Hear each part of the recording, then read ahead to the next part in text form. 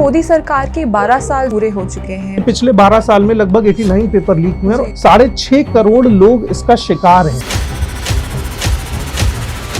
सारा दोष जो है वो नेहरू पर डाल दिया जाता है। नेहरू की गलती क्या थी, इस पर आप पूरा शो कर रहे हैं। आज अगर हमारी इतनी बदतर हालत है तो उसमें मैं आधा ब्लेम नेहरू जी को दूं। और जो बच्चे अभी मरे उनकी गलती क्या है वो आप नहीं बता पा रहे। 2014 में मोदी जी ये कह रहे थे कि देश को विश्व गुरु बनाएंगे, हमारे भारत को विश्व गुरु के स्थान पर विराजित करें। आपके अनाज के झोले से लेकर और सुलभ शौचालय के गेट के बाहर तक वो आदमी आपको हाथ जोड़ करके खड़ा मिलेगा। अरे अच्छा, आप अच्छे से शौचालय हुआ है, कोई समस्या तो नहीं है। यानी आप एक पूरे मार्केटिंग सिस्टम में ट्रैप्ड हैं। प्रधानमंत्री 100 से ज्यादा इंटरव्यू दे चुके हैं,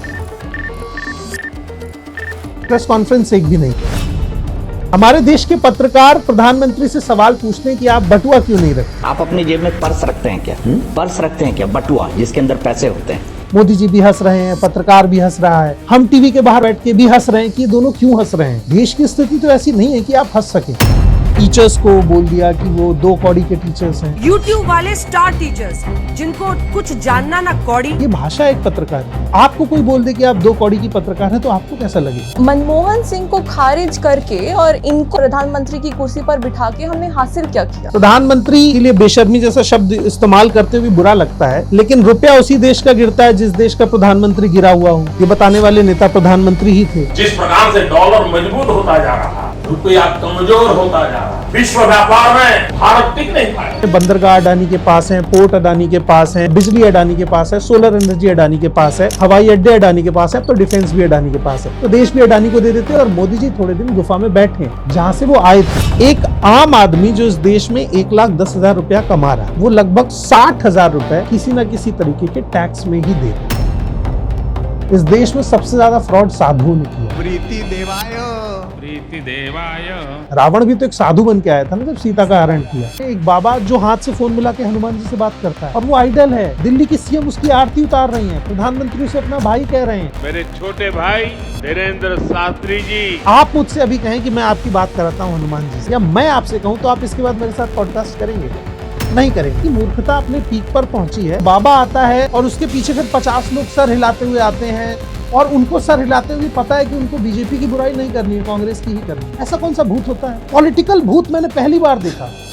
मोदी जी की जो कल्ट ऑफ पर्सनैलिटी है, ऐसा कोई कल्ट नहीं। 6,000 करोड़ रुपए लगा है 11 साल। आप इतना पैसा दीजिए, मैं डॉली चाय वाले को प्रधानमंत्री बना। मुझे नहीं पता था कि आप आरएसएस की स्कूल से पढ़े हुए। आरएसएस में आपकी ट्रेनिंग हुई, लेकिन आप इससे बाहर कैसे निकले? और ये भी बड़ी मजेदार बात है।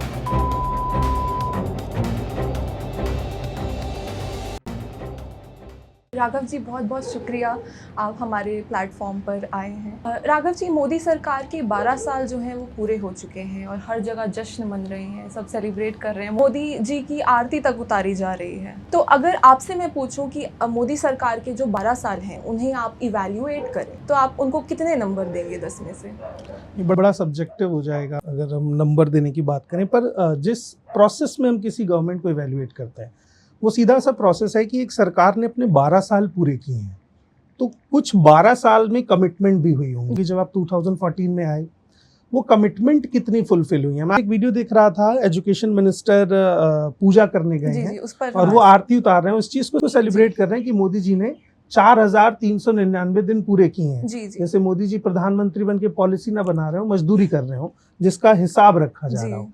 मैं देख रहा हूँ राघव चड्ढा भी आरती करने गए हुए थे। तो वो तमाम लोग जो गवर्नमेंट से क्वेश्चन करते थे, या मान लीजिए एजुकेशन मिनिस्टर का काम है कि पिछले 12 साल में लगभग 89 पेपर लीक हुए और 18 स्टेट्स इफेक्टिव हैं, 6.5 करोड़ लोग इसका शिकार हैं।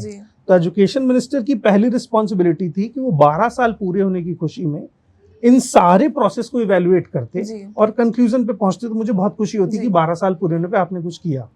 12 साल पूरे होने पर देश के हर एक स्टेट जहां बीजेपी की गवर्नमेंट है, वहां के मुख्यमंत्री अपने स्टेट का सारा काम छोड़ के एक जगह इकट्ठा हो रहे हैं, मिनिस्टर्स इकट्ठा हो रहे हैं और पॉलिटिकल किटी पार्टी ऑर्गेनाइज की जा रही है। यानी आप अपना काम छोड़ दीजिए, आप इस चीज को सेलिब्रेट करिए कि मोदी जी ने 12 साल पूरे कर लिए।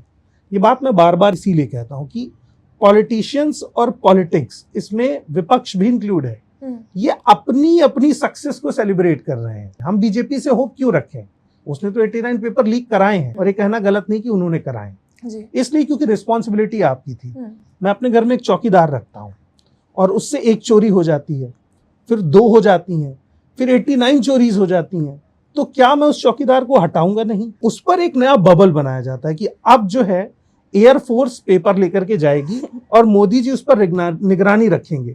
मतलब मोदी जी अपने प्रधानमंत्री आवास की छत पर बैठ के दूरबीन से उस प्लेन को थोड़ी ट्रैक करेंगे जिससे पेपर जा रहा है। अगर अब निगरानी करेंगे तो 12 साल क्या कर रहे थे? जी जी।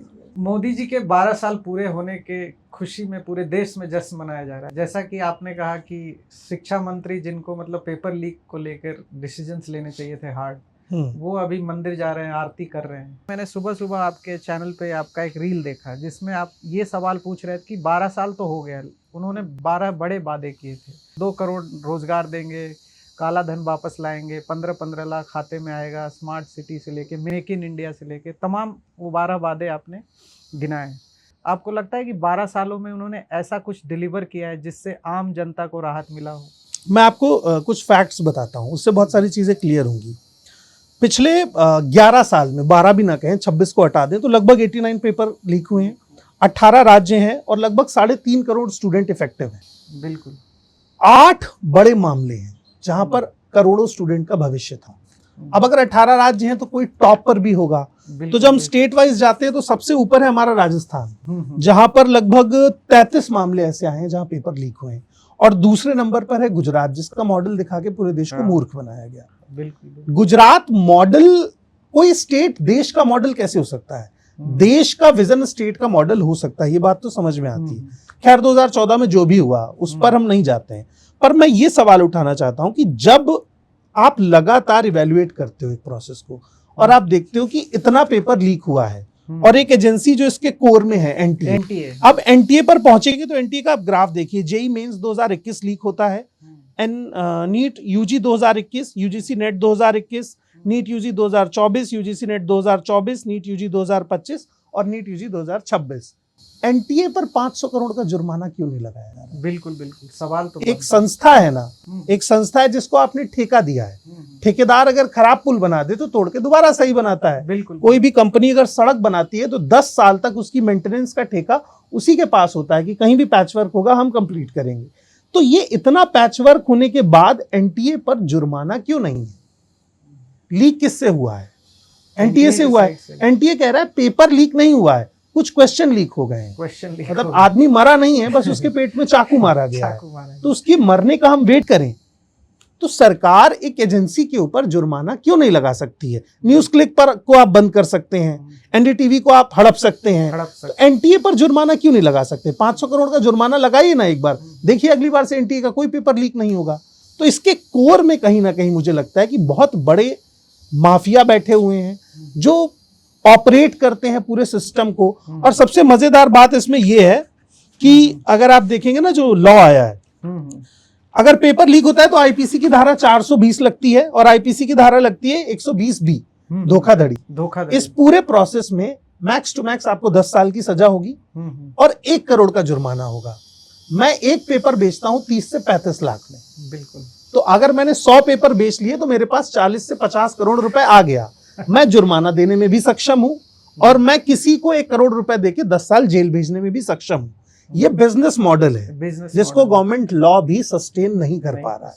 तो इसका सीधा सा हिसाब ये है कि आपको पिछले पूरे 89 पेपर को जब आप ट्रैक करेंगे ना तो आपको ये समझ में आएगा कि गवर्नमेंट ने एक्चुअली में कन्विक्शन रेट कितना दिया है। अच्छा। यूपी पुलिस कांस्टेबल 2024 की राजस्थान की भर्ती थी, 22 लोग गिरफ्तार हुए थे, 13 लोग जमानत पर बाहर हैं, यानी 50% से ज्यादा लोग। और अभी तक केवल 9 लोग अंदर हैं। उस पर क्या कार्यवाही हुई है कोई अपडेट नहीं। इसके बाद आप आइए REET 2021 राजस्थान, 102 लोग गिरफ्तार हुए थे, 70% से ज्यादा लोग जमानत पर बाहर हैं। और ये पूरा डेटा आप देखेंगे ना, व्यापम MP का सबसे बड़ा घोटाला, 90% लोग बाहर हैं, उसमें तो 20 से ज्यादा लोगों की मौत हो चुकी है।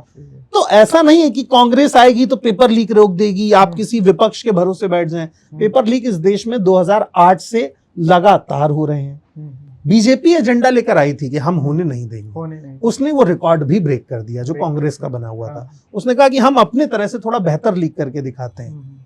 प्रधानमंत्री का एक विजन है कि वो सब कुछ करने वाले पहले प्रधानमंत्री बनते हैं। तो सबसे ज्यादा पेपर लीक किसी प्रधानमंत्री के कार्यकाल में हुए, इसका भी जो गिफ्ट है, इसका जो सेलिब्रेशन है, जो प्राइज है, वो भी उन्हीं के हिस्से में जाएगा। आप सिर्फ हर बार ये कह सकते हैं कि हम इसकी जांच करेंगे। मुझे लगता है सीबीआई पे कितना प्रेशर होगा, कि उसके पास हजारों केस ऐसे पेंडिंग है जिसके लिए बस उसे इतना कहना है कि हम जांच कर रहे हैं। कर क्या रहे हैं ये वो भी नहीं बता पाएगी, क्योंकि कोई भी जांच ऐसा तो नहीं है ना कि एक शताब्दी तक चलेगी। इतनी देर में तो फैसला आ जाना चाहिए, एक फांसी होनी चाहिए पेपर लीक पर, तब लोगों के अंदर फियर होगा। पेपर माफिया बहुत बेखौफ है, उसको पता है कि सरकार इतनी सक्षम नहीं है कि वो उस पूरे पैसे की रिकवरी करे। मुझे लगता है पेपर का लीक होने का जो कॉस्ट है 450 करोड़ के आसपास एक बार में, अगर फॉर्म फिल करते हैं आप एनटीए का तो इतना मनी जाता है, और एनटीए उससे भी कमाता है। उतनी ही कॉस्ट इन लोगों से वसूलनी चाहिए, इनके घर कुड़क होने चाहिए। वो बुलडोजर जाम हो जाता है जब पेपर लीक होता है, वैसे वो पहुंच जाता है सब जगह। तो अगर गवर्नमेंट ट्रैक नहीं कर पा रही है, सॉल्यूशन नहीं निकाल पा रही है, तो इसका मतलब आप फेल हैं, एनटीए भी फेल है, सिस्टम फेल है। आप किसी और पर आरोप नहीं लगा सकते हैं। 2014 में जब मोदी सरकार आई थी तो मोदी जी ये कह रहे थे कि देश को विश्व गुरु बनाएंगे, लेकिन आज हम देखते हैं कि देश आर्थिक संकट के मुहाने पर है। बहुत बड़ी बड़ी समस्याएं हमारे सामने हैं, जिसमें से महंगाई है, बेरोज़गारी है, पेपर लीक की जिस बारे में हम बात कर रहे हैं बहुत बड़ी समस्या है। जो युवा हैं वो आत्महत्या कर रहे हैं, जो आत्महत्या नहीं कर रहे हैं वो सड़कों पर है, प्रोटेस्ट कर रहे हैं, धर्मेंद्र प्रधान का इस्तीफ़ा मांग रहे हैं। लेकिन देखिए कितनी बेशर्मी से जो धर्मेंद्र प्रधान हैं, हमारे एजुकेशन मिनिस्टर, जाकर आरती उतार रहे हैं और सारा दोष जो है वो नेहरू पर डाल दिया जाता है। तो इतनी जो बेशर्मी है बीजेपी के नेताओं में वो कहाँ से आती है, ये मैं आपसे जानना चाहती हूँ। इतना कॉन्फिडेंस कहाँ से आता है? ये कॉन्फिडेंस आता है मीडिया से, क्योंकि आप नैरेटिव बनाने का पूरा प्रयास करते हैं। मैं बात बार बार कहता हूँ ना कि आप हिंदुस्तान के किसी भी कोने में रहते हो, आप अपने घर से बाहर निकलिए और 1 किलोमीटर चलिए, ये सोच के कि मुझे मोदी जी की कोई तस्वीर नहीं दिखेगी। इस दुनिया में ऐसा कोई आदमी नहीं होगा हिंदुस्तान के भीतर जिसको उस 1 किलोमीटर के डिस्टेंस में मोदी जी ना दिखे।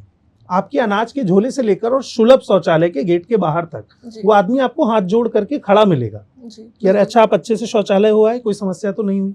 यानी आप एक पूरे मार्केटिंग सिस्टम में ट्रैप्ड हैं। अब वो सीधे एयरफोर्स के साथ डील कर रहे हैं और एयरफोर्स पेपर कराएगी, तो फिर एयरफोर्स के किसी मार्शल कर्नल को आप शिक्षा मंत्री भी बना दीजिए। जब ये शिक्षा मंत्री उबला हुआ आलू है तो इसको रिप्लेस करिए किसी ऐसी चीज से जो काम कर सके। जी जी बिल्कुल। तो आप आर्मी को एजुकेशन डिपार्टमेंट का काम दे देंगे और शिक्षा मंत्री को रिप्लेस नहीं करेंगे। क्यों? क्योंकि वो आपके लिए फंडिंग ला रहे हैं, क्योंकि वो स्टेट्स में चुनाव मैनेज कर रहे हैं। तो आपका मेन ओरिएंटेशन है कि आपको सिर्फ चुनाव जीतना है, हाँ। उसके अलावा दूसरा ऑब्जेक्टिव तो नहीं है। तो ये एक बड़ा मुझे लूप होल दिखता है। दूसरा, मैं ये चीज नहीं समझ पाता हूं कि प्रधानमंत्री खुद कहते हैं कि मैंने अपने पूरे जीवन में कभी हिंदू मुस्लिम नहीं किया, फिर वो जाकर कहते हैं कि ये आपका वोट जो है ये ज्यादा बच्चा पैदा करने वालों को दे देंगे। तो जब आपके देश का पीएम आपको रिलीजियस लड़ाई के लिए तैयार कर रहा हो, तब आपका देश अच्छे माहौल में नहीं रह सकता। प्रधानमंत्री के लिए बेशर्मी जैसा शब्द इस्तेमाल करते हुए बुरा लगता है, लेकिन रुपया उसी देश का गिरता है जिस देश का प्रधानमंत्री गिरा हुआ हो। ये बताने वाले नेता प्रधानमंत्री ही थे। बिल्कुल। आज प्रधानमंत्री के खिलाफ अगर कोई मजबूती से खड़ा हो सकता है तो वो 2014 से पहले के प्रधानमंत्री ही हैं। अगर उनके तमाम बयानों को उनके सामने रख दिया जाए, चाहे वो नोटबंदी पर हो, चाहे वो आधार पर हो, चाहे वो रुपया पर हो, चाहे वो जीएसटी पर हो, चाहे वो मोनोपोली पर हो, चाहे वो औद्योगिकीकरण पर हो, और चाहे वो प्राइवेटाइजेशन पे हो, हर चीज पर वो अगेंस्ट थे। अब हर चीज की वो सपोर्ट में है। तो मुझे ये लगता है कि प्राइम मिनिस्टर अपने ही फैसलों के खिलाफ है जी। और सबसे बड़ी बात कि मीडिया उनसे सवाल क्या पूछ रहा है, हमें ये भी देखना होगा। एक देश में प्रधानमंत्री कुछ दिन के लिए बाहर गए जी। तो एक विदेशी पत्रकार ने उनसे सवाल पूछा बिल्कुल कि आप जवाब दीजिए। हमारे देश के पत्रकार प्रधानमंत्री से सवाल पूछते हैं कि आप बटुआ क्यों नहीं रखते। वो देश का बजट डिसाइड कर रहा है वो आदमी, उसके पर्स से आपको क्या लेना देना है। आप आम कैसे खाते हैं, काट कर या चूस कर। और ये बात भी पूछने के लिए आपको अक्षय कुमार को हायर करना पड़ा। देश के पत्रकार खत्म हो गए हैं। प्रधानमंत्री 100 से ज्यादा इंटरव्यू दे चुके हैं, प्रेस कॉन्फ्रेंस एक भी नहीं कर पाए, क्योंकि वहां आपको सवालों के जवाब देने पड़ेंगे। यहाँ तो आप पूछ सकते हैं कि कैसा लग रहा है आपको, इस चुनाव भी आपके लिए एक फॉर्मेलिटी है, मोदी जी इस बार तो 400 पार होगा। मोदी जी भी हंस रहे हैं, पत्रकार भी हंस रहा है, हम टीवी के बाहर बैठ के भी हंस रहे हैं कि ये दोनों क्यों हंस रहे हैं। देश की स्थिति तो ऐसी नहीं है कि आप हंस सकें। जी। आप इकोनॉमिक फेलियर पर खड़े हैं जी। आप रोजगार के मामले में फेल हुए। ये दोनों चीजें देश को बर्बाद करती हैं। आप किसी भी स्टेज पर देखिए, महंगाई इस समय इस स्टेज पर आके खड़ी है कि जो आदमी इस देश में 20,000 रुपए महीना कमा रहा है और मेट्रो सिटी में रह रहा है, वो अपने अलावा अपने परिवार के किसी और सदस्य का खर्चा नहीं उठा सकता। तो फिर हम किस लेवल पर सफल हैं? ये सवाल तो हमें पूछना पड़ेगा और देश की मीडिया से भी पूछना पड़ेगा कि ऐसा क्या हुआ 2014 के बाद कि देश की मीडिया को पावर से क्वेश्चन करने में डर लगने लगा। जिस प्रधानमंत्री को बार बार मोदी जी ने हमेशा कमजोर प्रधानमंत्री कहकर पुकारा है, एक प्रधानमंत्री वो भी थे जिनके ज़माने में 8% हमारी ग्रोथ रेट थी। हमने देखा कि किस तरह से मीडिया ने उनको कमज़ोर प्रधानमंत्री और मनमोहन कहकर रिजेक्ट किया और ऐसे अनपढ़ व्यक्ति को प्रधानमंत्री की कुर्सी तक पहुंचाया, नरेंद्र मोदी को, जिनके ज़माने में हमारी जो ग्रोथ रेट है वो 5 से 6 के बीच में ही झूल रही है। और हमें पता है कि जो हमारा GDP है उसके आंकड़े भी फर्जी हैं, उनके खुद के इकोनॉमिक एडवाइजर ये बात कहते हैं। तो मनमोहन सिंह को खारिज करके और इनको कुर्सी पर, प्रधानमंत्री की कुर्सी पर बिठा के हमने हासिल क्या किया? देखिए, ये इस चीज में मैं थोड़ा असहमत हूँ कि एक अनपढ़ व्यक्ति प्रधानमंत्री को अनपढ़ कहना है या एक अनपढ़ व्यक्ति का प्रधानमंत्री बना। भारत का लोकतंत्र इस चीज के लिए बिल्कुल स्वतंत्र है कि एक अनपढ़ व्यक्ति भी प्रधानमंत्री बन सकता है, उसमें कोई बाउंडेशन नहीं है। सवाल ये है कि जो आदमी इस कुर्सी पर बैठा उसका इंटेंट क्या था जी। उसका इंटेंट, जो उसने विजन दिखाया, वो विजन तो पूरा होता नहीं दिख रहा है। आपका इंटेंट, आपने अपने इंटेंट को बनाया कांग्रेस मुक्त भारत और आप उससे बाहर ही नहीं आ पाए। आज भी इस देश में 2 बड़ी राजनीतिक पार्टियां जिनको इस देश के भविष्य को तय करना था, वो अपनी आपसी लड़ाई ही नहीं सुलझा पाए। बीजेपी चाहती है कांग्रेस मुक्त भारत हो जाए और कांग्रेस चाहती है मोदी जी सत्ता से चले जाए। राहुल गांधी हर साल एक बार ये बोल देते हैं कि अगले साल मोदी प्रधानमंत्री नहीं रहेंगे। बोलने से क्या होगा? मोदी भी नहीं रहेंगे तो कोई और आएगा। जो स्ट्रक्चर आपने डिजाइन कर दिया है, जहां मोनोपोली है, उस स्ट्रक्चर को आप कैसे तोड़ेंगे? आपको देख के डर नहीं लगता कि इस देश के सबसे बड़े खाद्य ठेके एक आदमी के पास जा रहे हैं? आपको देख के डर नहीं लगता कि इस देश का पूरा डिजिटल और इंटरनेट सिस्टम एक आदमी के पास चला गया है? कल को अंबानी बोल दे कि मेरा 3 दिन जियो चलाने का मन नहीं है जी, क्या करेंगे आप? अपना डिजिटल पेमेंट कर पाएंगे? अपना ऑनलाइन बैंकिंग एक्सेस कर पाएंगे? तो ये मैं कोई स्वीट ड्रीम की बात नहीं कर रहा हूं, ये हो सकता है। और वो बोलने कि आज से हम 25% और एक्स्ट्रा कॉस्ट लगा रहे हैं क्योंकि इंटरनेट हमें महंगा पड़ रहा है। आपको तेल भी तो यही डर दिखा के बेचा जा रहा है ना महंगा, क्योंकि हमें महंगा पड़ रहा है। और जब सस्ता पड़ रहा था तो आपको सस्ता दिया गया था क्या? नहीं दिया गया था। तब भी गवर्नमेंट 34 से 38 रुपए टैक्स वसूल रही थी। तो सवाल ये है कि जो प्रोसेस इस पूरे 2014 से 24 के बीच में इस गवर्नमेंट ने डिसाइड किया है, वो प्रोसेस इतना स्मूथ है शोषण करने और खुद को सस्टेन रखने में कि भविष्य में कोई भी पार्टी सत्ता में आएगी तो इसी रोड मैप का इस्तेमाल करेगी और बेहतर तरीके से करेगी। तो वो रोड मैप बहुत गलत बन गया है, जिसमें 2-3 लोग पावरफुल हैं, जिसमें बंदरगाह अडानी के पास है, पोर्ट अडानी के पास है, फूड का स्ट्रक्चर अडानी के पास है, बिजली अडानी के पास है, सोलर एनर्जी अडानी के पास है, हवाई अड्डे अडानी के पास है, तो डिफेंस भी अडानी के पास है। तो देश भी अडानी को दे देते हैं और मोदी जी थोड़े दिन गुफा में बैठे जहां से वो आए थे।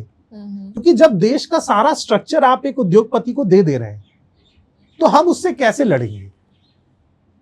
ऐसा कैसे हो जाता है कि 80 विधायक, 60 विधायक, 10 सांसद, 19 सांसद एकदम से एक पार्टी में चले जाते हैं? बिना मनी के पॉसिबल नहीं है। और अब तो मुझे लगता है कि सांसदों और विधायकों का भी एक आयोग होना चाहिए। जैसे हम लोगों का, हम सामान खरीदते ना, तो एक आयोग है जिसपे हमको कोई MRP से ज्यादा पैसा ले ले तो हम उस पर शिकायत करते हैं। FAI something. तो मान लीजिए कोई सांसद है, वो आज 20 करोड़ में बिक गया और उसको कल पता चला कि उसकी एक्चुअल कीमत तो 25 करोड़ है। 25 करोड़। तो एक सांसदों की खरीद फरोख्त का आयोग होना चाहिए जहां वो कंप्लेन कर सके कि भाई एक्स पार्टी ने तो मुझे 20 में ही खरीदा, मेरी कॉस्ट तो 25 थी, मुझे 5 करोड़ और चाहिए।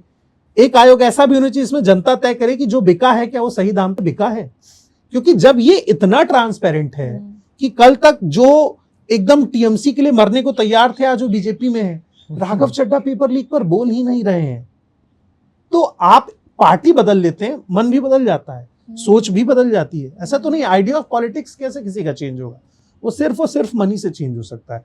तो जिस सिस्टम के कोर में इतना पैसा इंक्लूड हो, जो हजारों करोड़, लाखों करोड़ की मोनोपोली को प्रमोट कर रहा हो, उस सिस्टम से आप कैसे लड़ेंगे? स्टूडेंट कितना दिन प्रोटेस्ट करेगा? उसका सेमेस्टर खत्म होगा, उसको पेपर देना है, वो उठ जाएगा। किसान कितना दिन प्रोटेस्ट करेंगे? 1 साल प्रोटेस्ट किया, 630 किसान मर गए, शहीद हुए, उनके परिवार को फूटी कौड़ी नहीं मिली।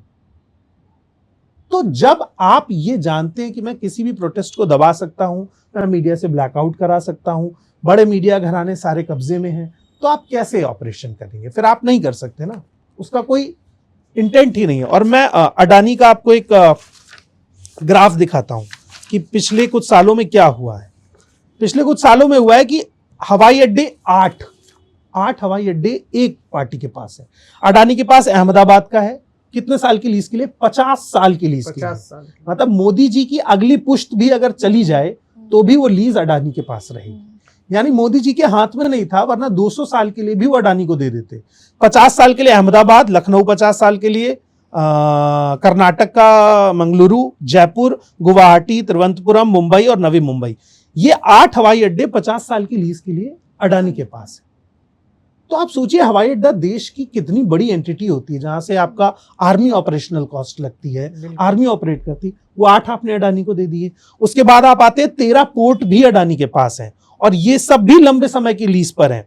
मुंद्रा पोर्ट है, धामरा पोर्ट है, तमिलनाडु का पोर्ट है, आंध्र प्रदेश के 2 पोर्ट है, महाराष्ट्र, गोवा, इजराइल में और गुजरात में।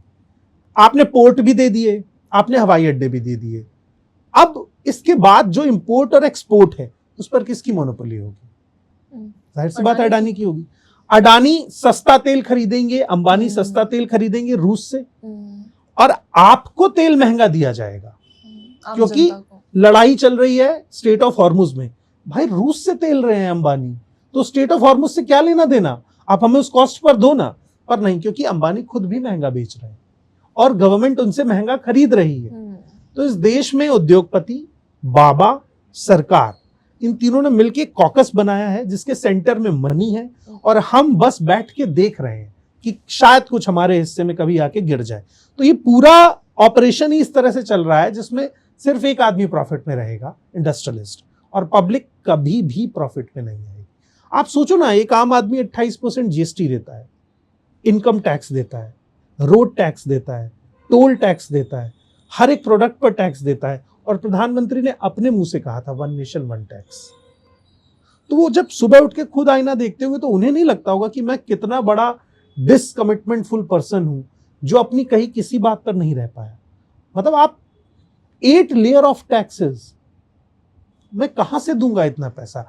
एक आम आदमी जो इस देश में 1,10,000 रुपया कमा रहा है, वो लगभग 60,000 रुपए किसी ना किसी तरीके के टैक्स में ही दे रहा है। तो वो कहां से उस पैसे को जस्टिफाई करेगा? और सुनने में बड़ा अमाउंट लगता है कि 60,000 रुपया कैसे टैक्स दे रहा होगा, पर डायरेक्ट, इनडायरेक्ट, घूस में कहीं ना कहीं वो पैसा उसका गवर्नमेंट को खुश करने में जा रहा है। और प्रधानमंत्री तो बड़ा प्राउड से बोलते हैं ना कि मैं इस देश के 80 करोड़ लोगों को अनाज दे रहा हूं। तुम्हारा फेलियर है कि तुम उन्हें इन काबिल नहीं बना पाए कि वो अनाज उगाएं। तो तुम खुद को भगवान समझ के इस चीज को सेलिब्रेट कर रहे हो कि मैं 80 करोड़ गरीबों को खाना खिलाता हूं। हम भी खुश होंगे क्योंकि टैक्स का पैसा तो हमारा है, तो क्रेडिट तुम अकेले क्यों ले रहे हो? इस देश के लोग 80 करोड़ लोगों को अनाज दे रहे हैं, आप नहीं दे रहे हैं। आपकी सैलरी भी हम दे रहे हैं, जो काम आप नहीं कर रहे हैं। आपको सैलरी दी गई थी देश चलाने के लिए, आपने देश का कोई मंदिर नहीं छोड़ा जहां आपने अपनी रील ना बनवाई हो, और मीडिया ने कोई ऐसा मौका नहीं छोड़ा जहां प्रधानमंत्री भगवान की पूजा कर रहे हो और मीडिया कैमरा लेके ना पहुंचा हो। तो प्रधानमंत्री भगवान की पूजा कर रहे हैं, मीडिया प्रधानमंत्री की पूजा कर रही है, और हम किसकी पूजा कर रही है हमें कोई बता नहीं रहा है।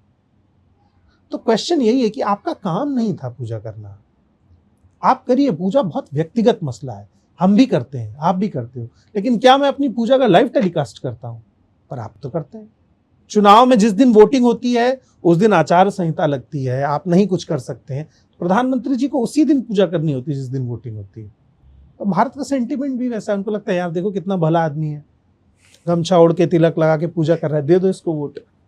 इस देश में सबसे ज्यादा फ्रॉड साधुओं ने किया है। रावण भी तो एक साधु बन के आया था ना जब सीता का हरण कर रहा है, क्योंकि अगर वो साधु भेष में नहीं आता तो इन्फ्लुएंस नहीं कर पाता। तो इस देश के हर एक स्टेट में, हर एक राज्य के हर एक छोटे शहर में कोई ना कोई साधु बन के बैठा है जो लोगों को लूट रहा है। और इसके बहुत सारे एग्जाम्पल हैं। कितने लोग तो कन्विक्टेड हुए रेप केसेस में, आपकी आंखें तब भी नहीं खुली। क्या आसाराम बापू के साथ प्रधानमंत्री जी नहीं गए थे? आज उनके ऊपर कितने बड़े चार्जेस हैं। तो क्या इससे समझ में नहीं आता कि हमको किसी भी पॉलिटिशियन, किसी भी बाबा का एकदम अंधभक्त नहीं होना चाहिए। क्या इंटेंट है उस आदमी का, वो क्यों आपका भला चाहेगा? इस दुनिया में कोई किसी का भला क्यों चाहेगा? सबसे पहले तो आप अपना भला चाहेंगे ना। तो इस देश में लोग भी धर्म के मामले में मूर्ख हैं। उन्होंने मोदी जी को साईं बाबा मान लिया है और उस ऑरा से बाहर नहीं निकल पा रहे। और मोदी जी को भी समझ में आया कि यही एक ऑरा है जो कंटिन्यू रह सकता है। तो उन्होंने धीरे धीरे प्रूफ भी कर दिया कि मैं बायोलॉजिकल नहीं हूं, मेरा अवतार हुआ है। तो अब जब आपने कह दिया, मैंने मान लिया, तो इसके बीच में एक ही चीज बची है, मीडिया।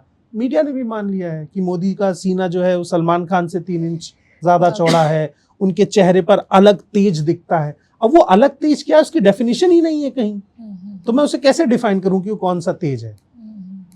वो अलग तेज केवल उन्हीं लोगों के ऊपर है जो कैमरे पर बैठे हुए हैं, मेन स्ट्रीम मीडिया में या गवर्नमेंट सत्ता की कुर्सी पे। वो तेज जनता के चेहरे से गायब है। तो खाली आप उस तेज को एंजॉय कर रहे हैं, तो फिर इससे तो दूसरा कोई ऑब्जेक्टिव हो ही नहीं सकता। मोदी जी की जो कल्ट ऑफ पर्सनालिटी है, जिसमें नॉन बायोलॉजिकल से लेके आप तमाम तरह की बातें आप कर रहे थे कि एवरीवेयर, मतलब यूनिवर्सल हो गए हैं हर जगह। चाहे वो चुनाव के समय कैंपेन करना हो, मंदिर जाना हो, इतने ठाली रहते हैं कि हर ट्रेन तक का वो उद्घाटन करने पहुंच जाते हैं। तो कई सारे लोग इसका जस्टिफिकेशन देते हैं कि मोदी ऐसे देश के इतिहास में ऐसे प्रधानमंत्री जो 24 घंटे काम करते हैं। तो मेरे ख्याल से 24 घंटे काम करने के बाद भी इतनी सारी समस्याएं रह गई, अकाउंटेबिलिटी कहाँ है? नहीं, मेरा पहला सवाल तो यही है कि वो खुद लेबर लॉस का उल्लंघन कर रहे हैं। आप देश के तमाम लोगों पर ये थोप रहे हैं कि आप 24 घंटे काम करो, तो आप मजदूर पैदा नहीं हुए थे। आपको इंटेलेक्ट से काम करना है। मोदी जी फावड़ा लेकर 18 घंटे खेत खोदें, मैं उनसे एक्सपेक्ट नहीं करता। उनका विजन होना चाहिए ना, आपके विजन में कमी है। आप 18 घंटे काम करें, 16 घंटे काम करें, आप 2 घंटे काम करें, उससे फर्क नहीं पड़ता। आउटपुट क्या आ रहा है? आपने पूरी रात खेत में पानी लगाया और फसल नहीं होगी, तो मैं आपके पानी लगाने की तारीफ क्यों करूंगा? मैं आपसे कहूंगा ना कि अनाज कहाँ है, वो आप मुझे बताइए। तो आप क्या काम कर रहे हैं, मुझे उससे कोई फर्क नहीं पड़ता। आप रिजल्ट क्या दे रहे हैं, मैं उस पर सवाल करूंगा आपसे। रिजल्ट के मामले में आप फेल हैं उन तमाम चीजों में जो आपने अपने मैनिफेस्टो में लिखी थी। तो अगर आप अपने मैनिफेस्टो में फेल हैं, इसका मतलब आप टोटली फेल हैं। और दूसरी बात जो आप कल्ट की कह रहे थे, ऐसा कोई कल्ट नहीं है। 6000 करोड़ रुपए लगा है 11 साल में उनका। आप इतना पैसा दीजिए, मैं डॉली चाय वाले को प्रधानमंत्री बना दूंगा, क्योंकि एक बहुत बड़ा कॉस्ट है ना। 6000 करोड़ इतना बड़ा कॉस्ट है जो किसी एक आदमी के प्रचार पर लग रहा है। और ये 6000 करोड़ वो है जो सरकार बता रही है। इसके बियॉन्ड जो पैसा इंडस्ट्रियलिस्ट लगाते हैं, जो मिनिस्ट्रीज लगाती हैं सिर्फ प्रधानमंत्री के लिए, उसका तो कोई हिसाब ही नहीं है। तो वो पैसा कहां से आ रहा है? हमारे आपकी जेब से जा रहा है ना वो पैसा। प्रधानमंत्री कोई अलग से बिजनेस तो करते नहीं है, टैक्स पेयर का पैसा है। तो अगर आप उसको किसी की ब्रांडिंग पर लगा रहे हैं, what BJP is doing only for the Modi, what Congress is doing only for the Rahul। दोनों नेता जो इस देश के भविष्य को तय करना चाहते हैं, उनकी ब्रांडिंग पर करोड़ों रुपए खर्च हो रहा है। देश खराब हालात में है, बहुत मुश्किल दौर है, डीजल पेट्रोल की मारामारी है, महंगाई आने वाली है। आपके खाते में पार्टी के 16,000 करोड़ रुपया पड़ा हुआ है और RSS के खाते में भी इतना ही पैसा पड़ा हुआ है। आज देश को आपकी जरूरत है, 20% ही डोनेट कर दीजिए। तो मुझे लगे कि आपका इंटेंट है देश के लिए काम करने का। उसमें आप कह रहे हैं कि इलेक्टोरल बॉन्ड ले आइए और बताइए मत कि पैसा कहां से आया। ये तो बहुत बड़ा फ्रॉड। तो आप अपनी जेब को सिक्योर करके और हमारी काटेंगे और आप उम्मीद करेंगे कि हम आपकी आरती भी उतारते रहें, तो नहीं। जेब कतरा जल्दी नहीं पकड़ा जाता है, लेकिन जब पकड़ा जाता है तो उसके साथ क्या होता है लोगों को पता है। मोदी जी के जो 12 साल का जो कार्यकाल का हम पोस्टमार्टम कर रहे हैं, तो अडानी और अंबानी के बिना ये अधूरा है। तो एक मैं पॉडकास्ट देख रहा था संजीव सान्याल का, मेरे ख्याल से शुभांकर मिश्रा के साथ कर रहे थे वो। संजीव सान्याल के बारे में मैं बता दूं कि वो शायद इकोनॉमिक एडवाइज़र हैं प्रधानमंत्री के, और सचिंद्र नाथ सान्याल के फैमिली से मेरे ख्याल से आते हैं वो। शुभांकर ने शायद उनसे एक सवाल पूछा कि देश में जो है इनइक्वालिटी बढ़ती जा रही है, मतलब गरीब बहुत ज़्यादा गरीब होता जा रहा है और अमीरों के हाथ में और पैसा। लेकिन वहाँ पे वो इस कॉन्ट्रास्ट को भी लेके आ रहे हैं कि अडानी और अंबानी बहुत अमीर हुए। तब उनका जस्टिफिकेशन ये था संजीव सान्याल का कि बिलियनर से क्या प्रॉब्लम है और होना क्यों चाहिए। जैसे इलॉन मस्क हैं, बिल गेट्स हैं, वॉरेन बफेट हैं, तमाम तरह के ऐसे बिलियनर हैं अमेरिका में, तो उससे तो तरक्की हो रही है। बट वो एक बात ये मेंशन करना भूल रहे हैं कि इलॉन मस्क हो, कोई भी हो, सैम ऑल्टमैन हो, माइक्रोसॉफ्ट वाला हो, गूगल वाला हो, सब ने कुछ ना कुछ ग्लोबल प्रोडक्ट बनाया है जिसकी वजह से वो अमीर हुए हैं फॉर वट एवर रीज़न। लेकिन अडानी और अंबानी पे चूंकि आपने इतने सारे डेटा शेयर किए, वो सिर्फ लीज पे ज़मीनें लेके और एक तरीके से उन्होंने अपना एम्पायर बनाया है। तो अगर इस तरह के हमारे यहाँ बिलियनर पैदा होंगे तो आपको लगता है कि इंडिया मतलब मैन्युफैक्चरिंग में चाइना को बीट कर पाएगा या एआई रेस में आगे बढ़ पाएगा? इसमें मैं एक और चीज़ ऐड करना ये चाहूँगी कि इवन दो इलॉन मस्क और जेफ बेजोस इन लोगों ने कुछ प्रोडक्ट बनाया हो, क्या कभी भी एक आदमी के हाथ में इतना पैसा और इतनी वेल्थ एक्यूमुलेट होना जायज़ है, जस्टिफाइड है? देखिए, एक बड़ी प्रॉब्लम ये है ना कि बाकी जगह पर आप देखेंगे ना तो इंडस्ट्रियलिस्ट फिलैंथ्रोपिस्ट भी हैं। हाँ, ये इस पे भी वो इन्वेस्ट कर रहे हैं नई डेवलपमेंट के लिए, रिसर्च के लिए। अडानी क्या बनाते हैं? बिजली, जिसको बनाने में कोई नया इनोवेशन नहीं चाहिए। बिजली भारत में तब से बन रही है जब अडानी नहीं थे और मोदी जी भी नहीं थे, यानी बिजली पहले से बन रही है। वही कोयला है, वही हवा है, वही पानी है, बस आपने मोनोपोली एक आदमी के हाथ में दे दी। मैं कई बार पूछता हूँ कि मुझे कोई ऐसा पेन दिखाओ जो अडानी ने बनाया हो, तो उन्होंने वो भी नहीं बनाया। तो इंडिया में टॉप ब्यूरोक्रेट होने का मतलब है टॉप ब्रोकर। शुद्ध भाषा में कहें तो जो सबसे उच्च कोटि का दलाल है वो इंडिया में सबसे ज्यादा अमीर है, क्योंकि आप सीधे सीधे ब्रोकरेज कर रहे हैं, आप गवर्नमेंट और बाकी लोगों के बीच के ब्रोकर हैं। तो आप इन्वेंट क्या कर रहे हैं? बिल्कुल, अंबानी ने क्या ऐसा इन्वेंट किया है? और जिन लोगों ने सच में इन्वेंट किया है उनका कहीं जिक्र भी नहीं है, वो गायब हो जाते हैं। अब आप देखिए, चाइना का रिसर्च और डेवलपमेंट पर जो खर्चा है वो 2.44% है उसकी जीडीपी का। इजराइल का 5.4% है और साउथ कोरिया का भी 4.9% है और इंडिया का 1% भी नहीं है, 0.65% है। बिल्कुल। तो आप रिसर्च पर खर्च ही नहीं कर रहे हैं। और रिसर्च किस चीज की हो रही है एमपी में कि गोबर से कैंसर की दवा बनाने के लिए 3.5 करोड़ रुपए गवर्नमेंट ने खर्च कर दिए, और उस खर्चे में फ्लाइट की टिकट भी थी। गोबर तो जमीन पे बैठ के जांचा जा सकता है, उसके लिए और उस खर्चे में फ्लाइट की टिकट भी थी। गोबर तो जमीन पे बैठ के जांचा जा सकता है, उसके लिए फ्लाइट में जाने की जरूरत क्या है? यानी आपका जो रिसर्च का पूरा ओरिएंटेशन है उस चीज पर निर्भर है कि कैसे करके पैसे को खत्म करो, इस बजट को, ताकि अगला बजट आए तो फिर इसको भी खर्च किया जाए। और इस देश में जो इंस्टीट्यूट रिसर्च पर अच्छा काम कर रहे थे उन सबको पब्लिक फंडेड कर दिया गया। बिल्कुल। आईआईटी की फीस जब मैं करने की कोशिश कर रहा था तब 30 से 35 हजार रुपए एक साल थी, और आज वही फीस 4 से 5 लाख रुपए एक साल। 4 से 5 मैं आज के दौर में नहीं कर सकता हूँ, तब मैं एक बार सोच भी सकता था। मिडिल क्लास का बच्चा करना मुश्किल हो। तो आईआईटी, आईएम आपने लोगों की रीत से बाहर कर दिए। प्रधानमंत्री ने एक यूनिवर्सिटी बनाई थी, अब मैं उसका नाम अभी भूल रहा हूँ, जो पुरातत्व का शोध करती, और ये दिल्ली की यूनिवर्सिटी है। उस पर प्रधानमंत्री ने बड़ा अच्छा भाषण दिया था कि आने वाले 10 सालों में ये विश्व को नई दिशा देगा और यहाँ पर सारे पुरातत्व के काम किए जाएंगे। वो 500-600 करोड़ की इन्वेस्टमेंट से बनी यूनिवर्सिटी में 13 बच्चा पढ़ रहा है। जियो यूनिवर्सिटी को भी दिया था ग्रांट। 13 स्टूडेंट पढ़ रहे हैं, जिसके लिए पर स्टूडेंट कॉस्ट देखी जाए तो 1 करोड़ से ज्यादा खर्च है। एक भी परमानेंट टीचर नहीं है उस यूनिवर्सिटी में, और सिर्फ एक क्लासरूम है, और वो इतने एकड़ का कैंपस खाली पड़ा है। मतलब आपके पास विजन नहीं था, आपको बस बनाना था। और उसके बाद मुझे इस देश के लोगों पर हंसी आती है कि यहाँ कितने मूर्ख लोग रहते हैं जिन्होंने इस बात के लिए प्रोटेस्ट किया कि जेएनयू की फीस बढ़ाई जाए। वर्ल्ड इस चीज पर फोकस कर रहा है कि हम एजुकेशन को कैसे इस लेवल पे ले आए कि फ्री हो जाए। हमारे यहाँ लोग इसलिए प्रोटेस्ट कर रहे हैं कि जेएनयू की फीस क्यों नहीं बढ़ रही है। तो जिस देश का बड़ा मास भी मूर्ख हो, आपने जम्मू में एक मेडिकल कॉलेज बंद करा दिया क्योंकि उसमें मुस्लिम पढ़ रहे थे। तो आपको जब आप हॉस्पिटल जाओगे तो आप क्या रिलीजन पूछोगे? नहीं पूछोगे। तो आपको इस बात से क्यों फर्क पड़ रहा था कि वहां मुस्लिम पढ़ रहे हैं? क्यों? क्योंकि उस कॉलेज का जो पैसा आ रहा था वो मंदिर से आ रहा था, ट्रस्ट से। तो ये पहले नहीं था, ये प्रधानमंत्री का गिफ्ट है इस देश को कि 1947 में जिस देश को आजादी दंगे के साथ मिली, हम बहुत हेट लेके पैदा हुए और एक आजाद देश के तौर पर बहुत हेट लेके बढ़ भी रहे थे। ये संभव नहीं है कि हेट एकदम से खत्म हो जाए, लेकिन तब ऐसे लोग थे जो काम कर रहे थे कि मझधार से लाए हम कश्ती निकाल के, या हिंदू मुस्लिम सिख ईसाई, यानी उस दौर के कलाकार, उस दौर के नेता इस चीज पर फोकस थे कि इस हेट को कम किया जाए। लेकिन 2014 के बाद उन्होंने इस हेट को इतना और बढ़ा दिया है कि हम लगभग 50-60 ईयर्स और पीछे चले गए हैं। अब गाने ऐसे बन रहे हैं जिनमें साफ साफ एक धर्म को गाली है, बच रहे हैं, और उस गाने पर कोई कम्युनिटी स्ट्राइक नहीं आती है, उस गाने पर किसी का अकाउंट डिलीट नहीं होता है। पर आप प्रधानमंत्री से सवाल कर लीजिए तो आपका ट्विटर, आपका इंस्टा, आपका यूट्यूब सब ब्लॉक हो जाएगा। तो इतने डरपोक आदमी को फिर आप कैसे कह सकते हैं कि वो बायोलॉजिकल नहीं है? डर तो बायोलॉजिकल आदमी को ही लगता है, भूत को डर थोड़ी लगता है। तो ये क्वेश्चन यहाँ पे इसलिए भी बनता है क्योंकि आप रिसर्च पर खर्च नहीं कर रहे हैं।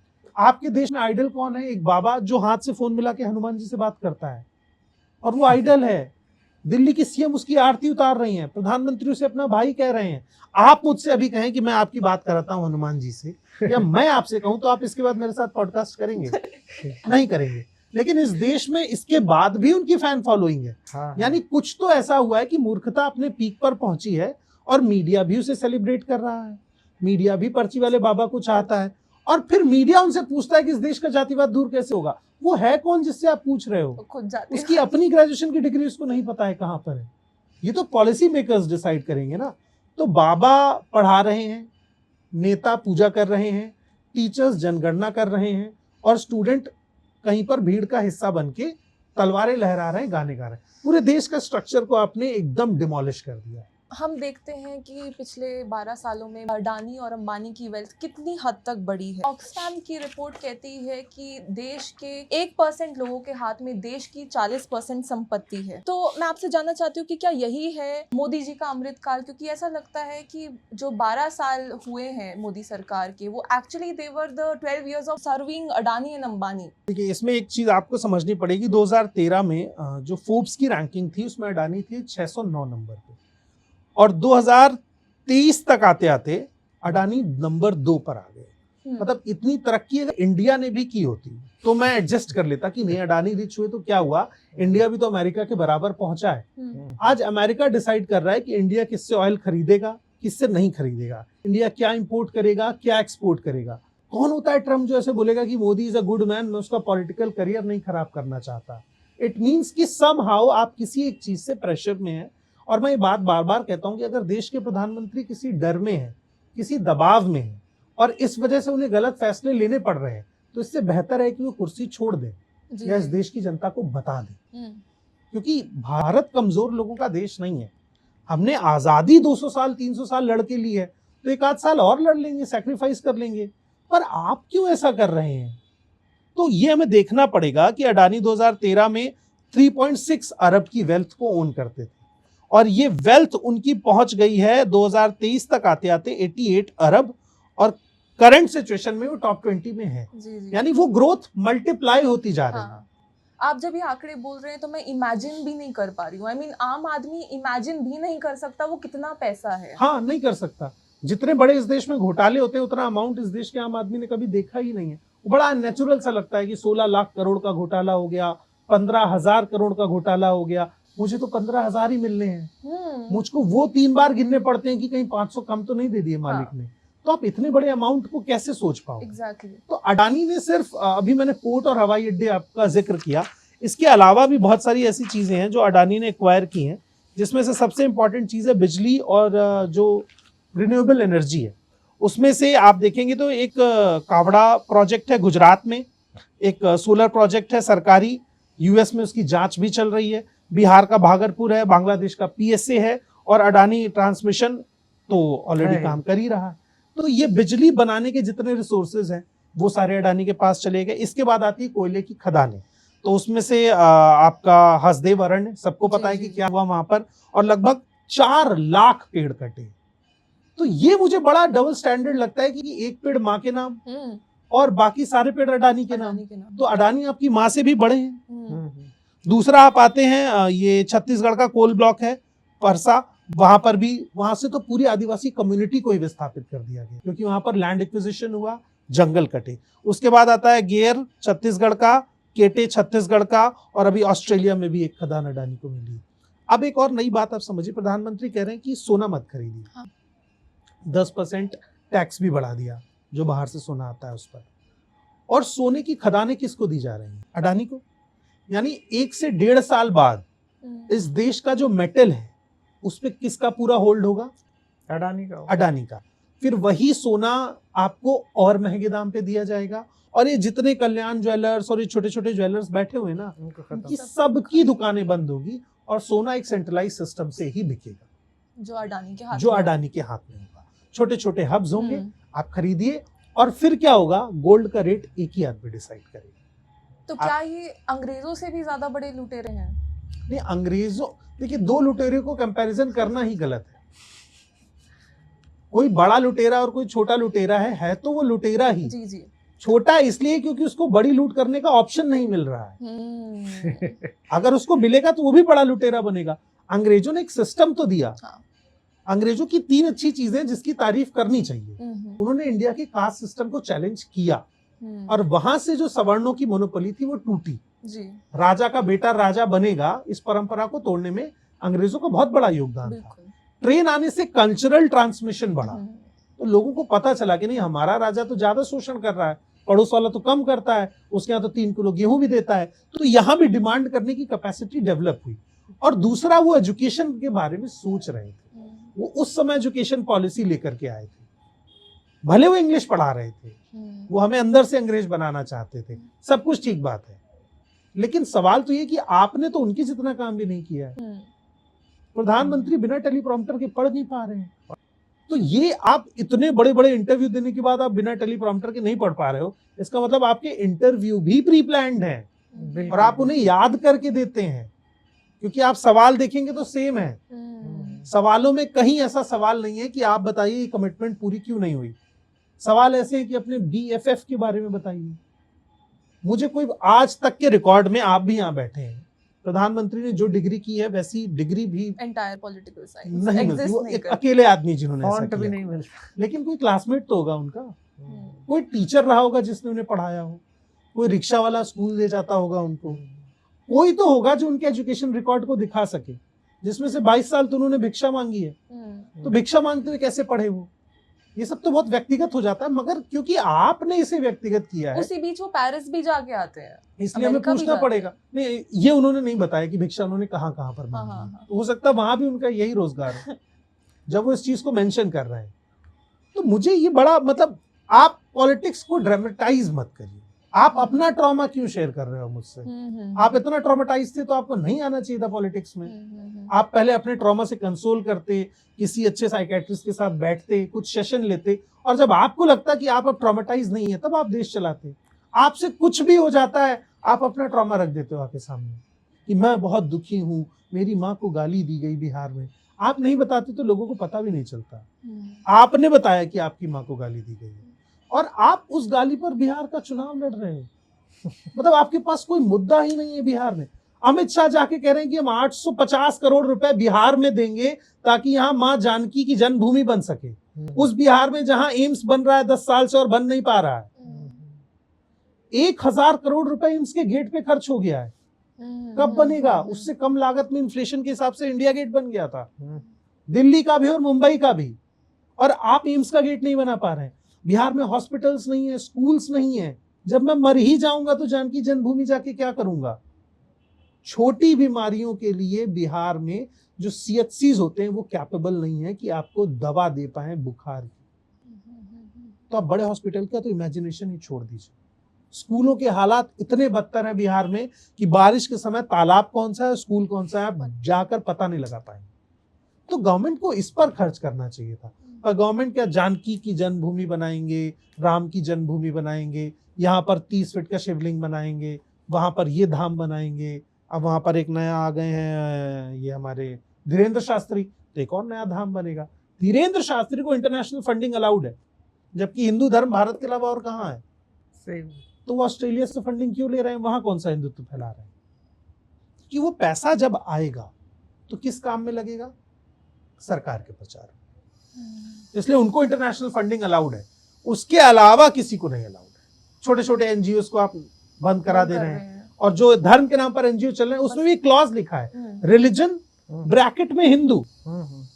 मतलब रिलीजन ब्रैकेट में मुस्लिम होगा तो इंटरनेशनल फंडिंग नहीं है। रिलीजन ब्रैकेट में हिंदू होगा तो इंटरनेशनल फंडिंग अलाउड है। तो ये आप किस तरफ ले जा रहे हो देश को, मतलब कैसे लोगों के हाथ में आप पावर दे रहे हो? मुझे ये लगता है कि प्रधानमंत्री इतना समझदार तो होंगे, उनको पता होगा कि इस धीरेन्द्र शास्त्री जैसे आदमी को इतना पॉपुलर नहीं करना है कि अंधविश्वास को और फैला दे। मतलब मैं देखता हूँ कितना ड्रामेटाइज है यार, वो बाबा आता है और उसके पीछे फिर 50 लोग सर हिलाते हुए आते हैं और उनको सर हिलाते हुए भी पता है कि उनको बीजेपी की बुराई नहीं करनी है, कांग्रेस की ही करनी है। ऐसा कौन सा भूत होता है? पॉलिटिकल भूत मैंने पहली बार देखा कि भूत पॉलिटिकली इतना करेक्ट और समझदार कैसे हो सकता है।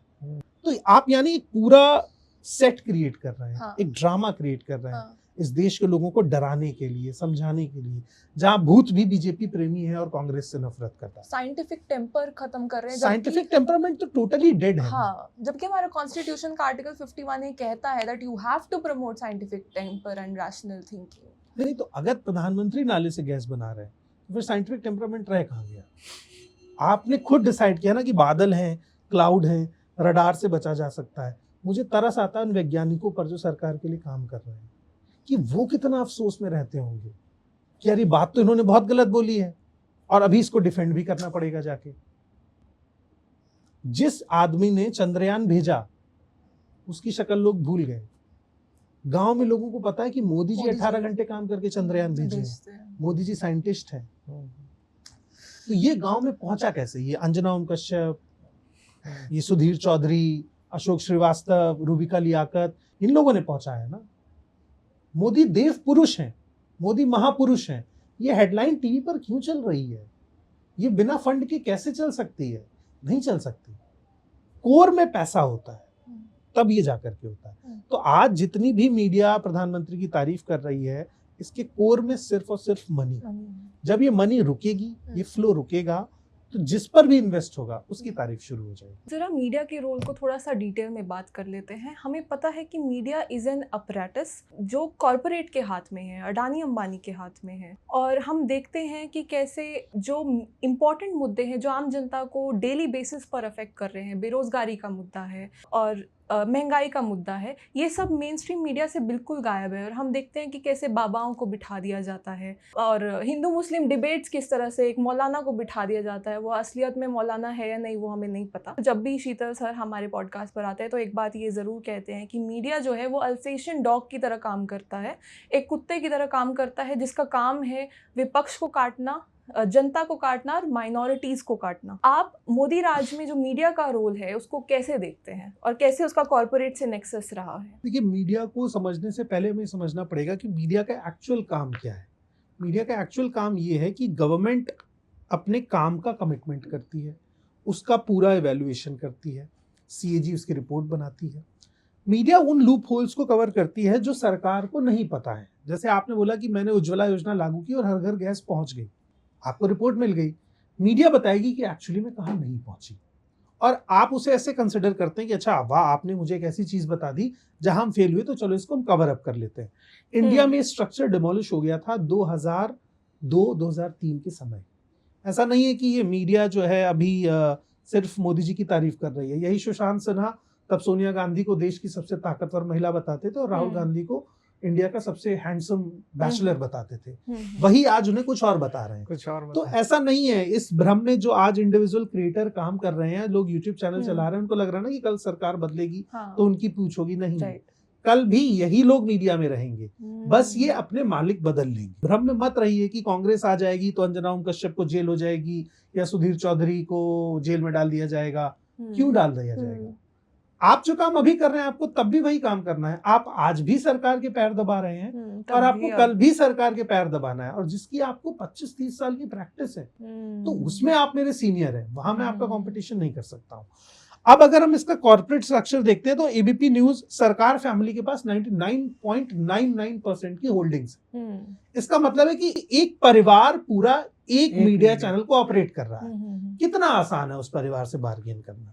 आप 10 करोड़ रुपए में खुद को सरकार की तरफ बेचने के लिए तैयार रहेंगी?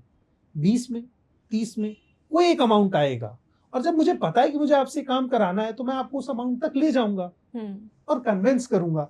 दूसरा आता है न्यूज 18, मुकेश अंबानी, 56 पॉइंट से अबव की उनकी होल्डिंग्स है, और सबको पता है कि अंबानी किस तरह से काम कर रहे हैं। अंबानी भी ऐसा नहीं कि मोदी के बहुत बड़े प्रेमी हैं। आज मोदी सत्ता में है तो अंबानी उनके साथ हैं। कल अगर मोदी जी प्रधानमंत्री नहीं रहेंगे तो अंबानी राहुल गांधी से दोस्ती बढ़ाएंगे। तो कॉर्पोरेट को प्रॉफिट चाहिए, इसलिए उसने सबसे पहले स्टेक किया मीडिया को। राइट। उसके बाद आप अगर न्यूज 18 छोड़ के आते हैं इंडिया टुडे पर, तो यहाँ पे अरुण पुरी की फैमिली का पूरा स्टेक है। एनडीटीवी पे आते हैं तो 65% के आसपास अडानी के पास है। और कैसे एनडीटीवी को किल किया गया ये भी देखा। कोर्ट ने एजेंसीज पर 1 लाख रुपए का जुर्माना चार्ज किया कि आपने जिस तरीके से एक चैनल को हरेस किया वो लीगली ठीक नहीं था, लेकिन चैनल तो तबाह हो गया। इसके बाद आई TV9 भारतवर्ष, मेगा इंजीनियरिंग। अब ये मेगा इंजीनियरिंग वही कंपनी है जिसने 584 करोड़ रुपए दिए हैं बीजेपी को एज इलेक्टोरल बॉन्ड।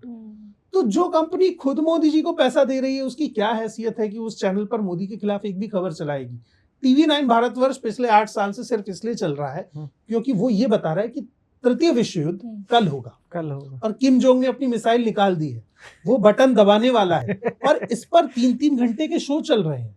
बिल्कुल बिल्कुल। और इस देश में इस चीज पर कोई शो नहीं हो रहा है कि 6 स्टूडेंट्स ने सुसाइड कर लिया। तो आपको आत्मग्लानि तो आती होगी ना कहीं से। सबसे लास्ट इंडिया टीवी, किसको नहीं पता है कि इंडिया टीवी रजत शर्मा का है, और रजत शर्मा ABVP से जुड़े रहे हैं, अरुण जेटली के बड़े अच्छे मित्र हैं और भाजपा के लोगों का पैसा उसमें लगा हुआ है।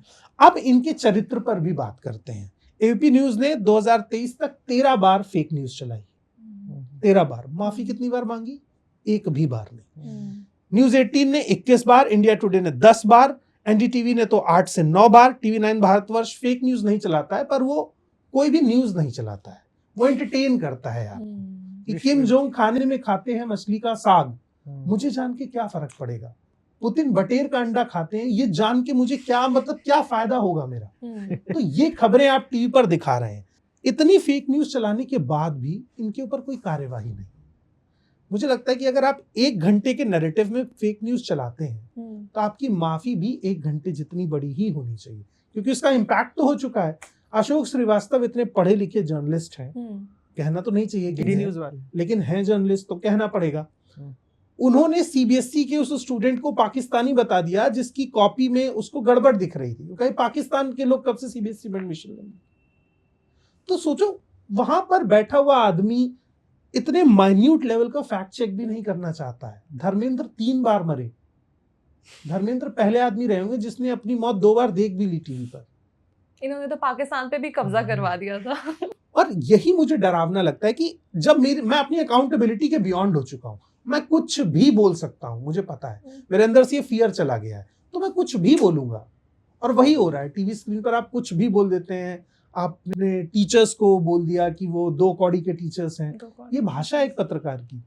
आपको कोई बोल दे कि आप 2 कौड़ी की पत्रकार हैं तो आपको कैसा लगेगा जी। यही वजह है कि बिहार में कहीं भगाया जाता है गोदी मीडिया हाय हाय करके, कभी उत्तराखंड से भगाया जाता है आपको, और फिर आप कहते हैं कि विपक्ष आपको टारगेट। विपक्ष नहीं टारगेट कर रहा है, विपक्ष की हैसियत नहीं है आपको टारगेट करने की, जनता आपको टारगेट कर रही है। कश्मीर में जब पुलवामा में जो अटैक हुआ, उसके बाद पुलवामा के बाद जो अभी कश्मीर में जो 16 लोगों की हत्या की गई, उस पर जब मीडिया कवरेज के लिए पहुंचा तो लोकल्स ने मीडिया को भगा दिया कि आप यहाँ हिंदू मुस्लिम करने आई हैं। तो मीडिया ने अपने चरित्र को खो दिया है। आज से 10 साल बाद जब मीडिया का इतिहास 12 साल बाद लिखा जाएगा तो इन सब लोगों के नाम लिखे जाएंगे, और लिखा जाएगा कि कोई ऐसा हुआ था जिसने खुद को इस हद तक बेचा कि देश इस स्थिति में पहुंच गया। तो मीडिया इस हद तक इन चीजों के लिए दोषी है। और आप एक रिकॉर्ड उठाकर देखें, मैंने 3-4 दिन का समय लगा। रूबिका लियाकत गूंज करती हैं, सुशांत सिन्हा पाठशाला करते हैं, अमन चोपड़ा भी कोई शो करते हैं, अंजना ओम कश्यप भी करती हैं। इनके सबके शो मैंने रखे पिछले 90 दिन के। 75% शो या तो कम्युनल थे या कांग्रेस बनाम बीजेपी थे। सेंटर में तो पब्लिक है ही नहीं। मुझे इस चीज से भी समस्या है कि आप कांग्रेस की बुराई कर रहे हैं, उस वजह से भी तो मेरा स्पेस मर रहा है। नेहरू की गलती क्या थी, इस पर आप पूरा शो कर रहे हैं, और जो बच्चे अभी मरे हैं उनकी गलती क्या है वो आप नहीं बता पा रहे हैं। नेहरू की गलती रही होगी, ठीक है, कोई बात नहीं, नेहरू नहीं रहे। कांग्रेस में कमियां थी, ठीक बात है, कांग्रेस सत्ता से बाहर है। आप बहुत भले आदमी हैं, आपने अच्छा काम किया, आप अपना रिपोर्ट कार्ड लाइए, आपको इवैल्यूएट करते हैं। तो अपना रिपोर्ट कार्ड आप छुपा के रखें कि पापा देख लेंगे तो मारेंगे, अपना रिपोर्ट कार्ड आप दिखाएंगे नहीं, और अपने दोस्त को पोक कर रहे हैं कि इसका रिपोर्ट कार्ड चेक करिए जो आपकी क्लास में ऑलरेडी फेल हो चुका है। तो मैं बार बार राहुल गांधी, बार बार सोनिया गांधी, बार बार नेहरू की इवैल्यूएशन पे क्यों जाऊंगा? और हमारे देश में ऑल्टरनेटिव मीडिया भी एक तरीके से हाल के दिनों में पनपी है और कई सारे यूट्यूब पे पत्रकारिता कर रहे हैं जो एक समय टीवी में काम किया करते थे। रवीश कुमार से लेके अभिसार शर्मा से लेके तमाम उस तरह के पत्रकार हैं, आशुतोष से लेके। लेकिन इस बीच एक ऐसा भी पत्रकारों का गुट है यूट्यूब पे जिसके बारे में कहा जाता है कि रोज मोदी की सरकार गिराते हैं, रोज राहुल गांधी को पीएम बना देते हैं, या रोज ऐसा लगता है कि नीतीश कुमार और चंद्रबाबू नायडू आज मिल जाएंगे, मोदी की सरकार गिरा देंगे। तो ऐसे जो खबरें हैं इसको भी क्या फेक न्यूज़ में रखेंगे और ऐसे खबरों से भी क्या नुकसान होता है? क्योंकि जनता के जो जायज़ सवाल है उस पर बात ना होके सनसनीखेज समाचार चला के वो अपना व्यूज़ बटोरते हैं। क्या कहेंगे इस? दोनों तरफ इस तरह के लोग हैं। मतलब इसमें आप कभी भी ना कंप्लीट ठीक या सही होने की उम्मीद नहीं कर सकते। ब्लैक एंड व्हाइट में मुझे लगता है कि अगर कोई 20% जनता के मुद्दों पर बात कर रहा है और 80% वो अपना सेंसेशन चला रहा है, कम्युनल नहीं हो रहा है, कम्युनल तो नहीं हो रहा है, हाँ, तो मैं उसके समर्थन में हूँ। जैसे लोग प्रेमानंद महाराज को बहुत रोस्ट कर रहे हैं कि आपने कह दिया 1 करोड़ बार नाम लेना है, गलत बात है, नहीं कहना चाहिए, मेंटल प्रेशर आता है, पर एटलीस्ट वो गवर्नमेंट के कम्युनल एजेंडे के साथ नहीं खड़े हैं। बिल्कुल। तो मैं कह सकता हूँ कि एक संत होने के नाते वो 50 से 60% सही है और 60% में फर्स्ट डिवीजन मिल जाता है। तो मैं ये कहने की कोशिश कर रहा हूँ कि आप सही आदमी पर अगर ये लाद दें कि वो 100% सही हो जाए तो ऐसा होगा तो भी नहीं हो सकता है। लोग 10-10, 15-15% अपने काम को जिंदा रखने की कोशिश कर रहे हैं और मैं ये भी जानता हूँ कि इसमें बहुत सारे लोग ऐसे हैं जो कई बार बैलेंस बनाने के लिए भी सरकार की तारीफ करते हैं, पर उनका इतना करिश तो है कि वो 20 सवाल पूछने के बाद एक तारीफ कर रहे हैं। ये भी कोई पत्रकारिता नहीं कि आप 700 बार दिन में केवल गाली दें सरकार को। सरकार ने कोई एक अच्छा काम किया होगा और उस अच्छे काम की मैं भी तारीफ करता हूँ। 18 साल से लड़कियों की शादी की उम्र 21 साल करने का फैसला अच्छा था, उसके लिए तारीफ की जानी चाहिए भाजपा की। लेकिन क्या मैं उसी का गुणगान करता रहूं?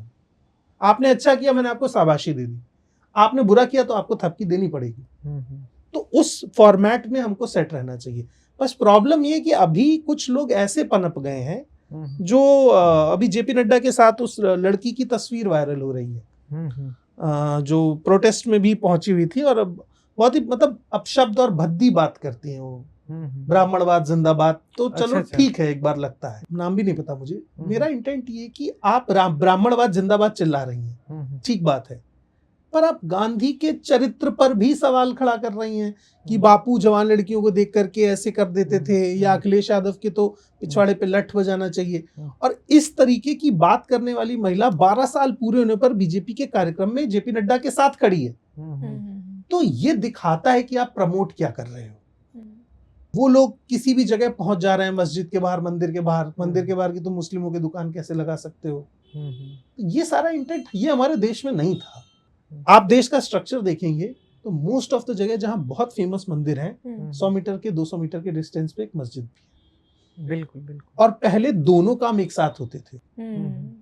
भारत की संस्कृति थी कि शाम में सभी मंदिर जाते थे, सभी मस्जिद जाते थे, फिर वहां दोनों कम्युनिटी मिलती थी, आपस में बात करके घर आती थी। अब अगर 2 इवेंट साथ में हो तो बीच में बैरिकेडिंग लगा के पुलिस खड़ी करनी पड़ती है। ऐसा तो जानवरों के साथ होता है ना कि बिल्ली और कुत्ता अगर एक साथ है तो एक दूसरे का शिकार कर ही लेंगे। इंसान में इतनी समझदारी होती है कि हमें नहीं लड़ना है, तो वो समझदारी आपने खत्म कर दी। योगी आदित्यनाथ सीएम हैं, वो ऐसी बातें कहते हैं कि अगर आपने जमीन पे सड़क पे नमाज पढ़ी तो फिर देख लेना। अरे तुम सीएम हो, तुम पॉलिसी ऐसी बनाओगी मुझे रोड पे ना पढ़ने पड़े नमाज। बिल्कुल बिल्कुल। तो वो तो इंटेंट आपके पास नहीं। अगर पढ़ी तो ऐसा कर दूंगा, पढ़नी कहाँ ये मैं नहीं बता सकता क्योंकि मैं खुद पढ़ा नहीं हूँ। मतलब सोल्यूशन नहीं दे रहे हैं बेसिकली। तो प्रॉब्लम को आइडेंटिफाई करना अच्छी चीज है, रिसर्च शुरू वहीं से होती है, लेकिन उसके आगे भी स्टेप होता है ना महाराज, उस पर तो जाइए ना, वो पता ही नहीं है आपको। आप अशोक श्रीवास्तव का नाम ले रहे थे जो अभी डीडी न्यूज़ पे कार्यक्रम करते हैं। तो एक ज़माना था जब कांग्रेस की सरकार थी और राज्यसभा टीवी को और डीडी न्यूज़ को एक क्रेडिबल सोर्स माना जाता था जिसमें कोई एजेंडा नहीं होता था। मैं यूपीएससी की तैयारी उस ज़माने में किया करता था, तो मुझे याद है कि लोग राज्यसभा टीवी के को लेकर बहुत उत्साहित रहते थे, उस पर कार्यक्रम देखते थे, उससे जो भी है। आज हम उस एक तरीके से सरकारी जो न्यूज़ एजेंसी है इंडिया की या सरकारी चैनल है डीडी न्यूज़, और इस पे हम किसको देख रहे हैं? सुधीर चौधरी, जिसका इतिहास है कि तिहाड़ जेल गया था, या अशोक श्रीवास्तव जैसे लोगों को देख रहे हैं। तो ये जो सरकारी न्यूज चैनल का जो पतन हुआ है, वो आपको क्या क्या लगता है, इसके बारे में आप क्या सोचते हैं? क्या अब एक इंडियन मतलब सरकारी न्यूज पे भी भरोसा ना करे? ये तो एक तरीके से हिटलर के दौर की जो होता है गोबल्स वाली मैं तो इस चीज पत्रकारिता के हो एकदम साथ में हूँ गई। कि आप सरकारी न्यूज, प्राइवेट न्यूज, हम्म, मेरी चलाई हुई न्यूज, आपकी चलाई हुई न्यूज, किसी पर भी पब्लिक को भरोसा नहीं करना चाहिए। ये जो बहुत पहले था ना कि न्यूज अखबार है, पढ़ लो, सच लिखा सच होगा, लिखा हुआ उस फेथ से आपको बाहर आना पड़ेगा। आपको क्रिटिकल थिंकिंग डेवलप करनी पड़ेगी, आपको इवेल्युएट करना पड़ेगा और आपको डिसीजन लेना पड़ेगा। आप किसी की भी बात कैसे मान सकते हो? आप मेरी ही बात कैसे मान सकते हो? मैंने जो बोला है आप जाइए क्रॉस चेक करिए, आप श्योर हो तब उस चीज पर सवाल करिए। कहीं ना कहीं सोर्स तो होगा, कैसे आप क्रिटिकलिटी डेवलप करेंगे? कोई सोर्स ही नहीं है। तो अगर आप कह रहे हैं कि सारा न्यूज सोर्स को आप मत मानो, बिलीव मत करिए। अच्छा ये कह रहे हैं कि बिलीव आपको लग रहा है कि आप ये खबर आपके इंटेंट की है तो आप उसमें अपना इनपुट दीजिए ना, फैक्ट चेक करिए। फैक्ट चेक ना भी करें तो एटलीस्ट पढ़ लें उसके बारे में किसी दूसरे क्रेडिबल सोर्स से, जो कि पॉसिबल नहीं है, लोग नहीं पढ़ते हैं, व्हाट्सएप फॉरवर्ड पर लोग जी रहे हैं। तो ऐसा नहीं है कि हर कोई क्रेडिबिलिटी के साथ ही काम कर रहा है। बहुत सारे लोग जो आप बता रहे हैं कि वो रोज सरकार भी गिरा रहे हैं, बहुत सारे लोग ये भी चला रहे हैं कि मोदी जी पहले भगवान का अवतार थे। तो आप दोनों पर भरोसा मत करिए। जैसा आप कह रहे थे कि जो अल्टरनेटिव मीडिया थी या सोशल मीडिया पे जिस तरीके से पत्रकारिता हो रही थी, तो रिसेंटली सरकार ने ऐसे कानून बनाए हैं डिजिटल प्रोटेक्शन डाटा बिल के थ्रू कि आपका चैनल एकाएक रातों रात ब्लॉक हो सकता है, 15 दिन की नोटिस तक नहीं मिलेगी। आपने देखा कि कई सारे चैनल्स बंद हुए, कई सारे चैनलों के फेसबुक पेज, मॉलिटिक्स का फेसबुक पेज बैन हुआ, इंस्टाग्राम बैन हुआ, 4 PM जैसे चैनल्स को ब्लॉक किया गया। तमाम इस तरह की चीज़ें हो रही है। तो एक जो पत्रकारिता करना चाहता है, सरकार से जो सवाल करना चाहता है, उसके लिए अब कितना आसान रह गया है मतलब पत्रकारिता करना। अगर मैंने मान लो चैनल बनाया, आज कुछ मुकाम पे पहुंचे, अगर हमारा चैनल एकाएक बंद हो जाए और हमारे पास कोई लीगल एड ना हो, तो उस स्थिति में पत्रकारिता करना अब आसान रहा है? आप क्या लगता है? पत्रकारिता करना किसी भी स्थिति में आसान नहीं था। इमरजेंसी के दौर में भी अच्छा। जिन लोगों ने पत्रकारिता की, टफ था। मेरा कहना है कि पत्रकार ना तो कांग्रेसी हो सकता है ना भाजपा ही हो सकता है, वो दोनों का दुश्मन है। हाँ, मतलब वो हर किसी से सवाल पूछना ही क्योंकि उसका धर्म। उसका काम है इवैल्यूएशन करना, वो देखेगा।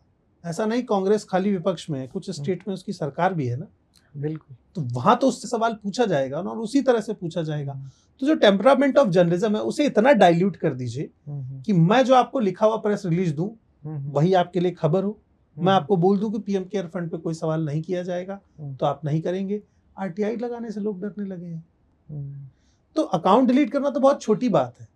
शमिता का 1.6 मिलियन वाला इंस्टाग्राम अकाउंट डिलीट हो गया, 2-3 बार हो चुका। शमिता का उसके बाद दूसरा अकाउंट बैकअप बनाया 3 लाख का, वो डिलीट हो गया। मॉलिटिक्स का फेसबुक पेज चला गया था, इंस्टा चला गया, इंस्टा तो खैर आ गया। मुकेश मोहन पे FIR हो गई, न्यूज डिगी डिलीट हो गया, संदीप का ट्विटर डिलीट हो गया। ऐसे बहुत सारे लोग हैं जिनके अकाउंट डिलीट किए गए। लेकिन आप ये बात मान लीजिए, जब पब्लिक अपनी अथॉरिटी ले लेती है तो 3000 रुपए का स्पीकर आता है और 700 रुपए का माइक, रात भर चार्ज करके किसी चौराहे पे रख के खबर पढ़ेंगे, डिलीट कर दीजिए अकाउंट।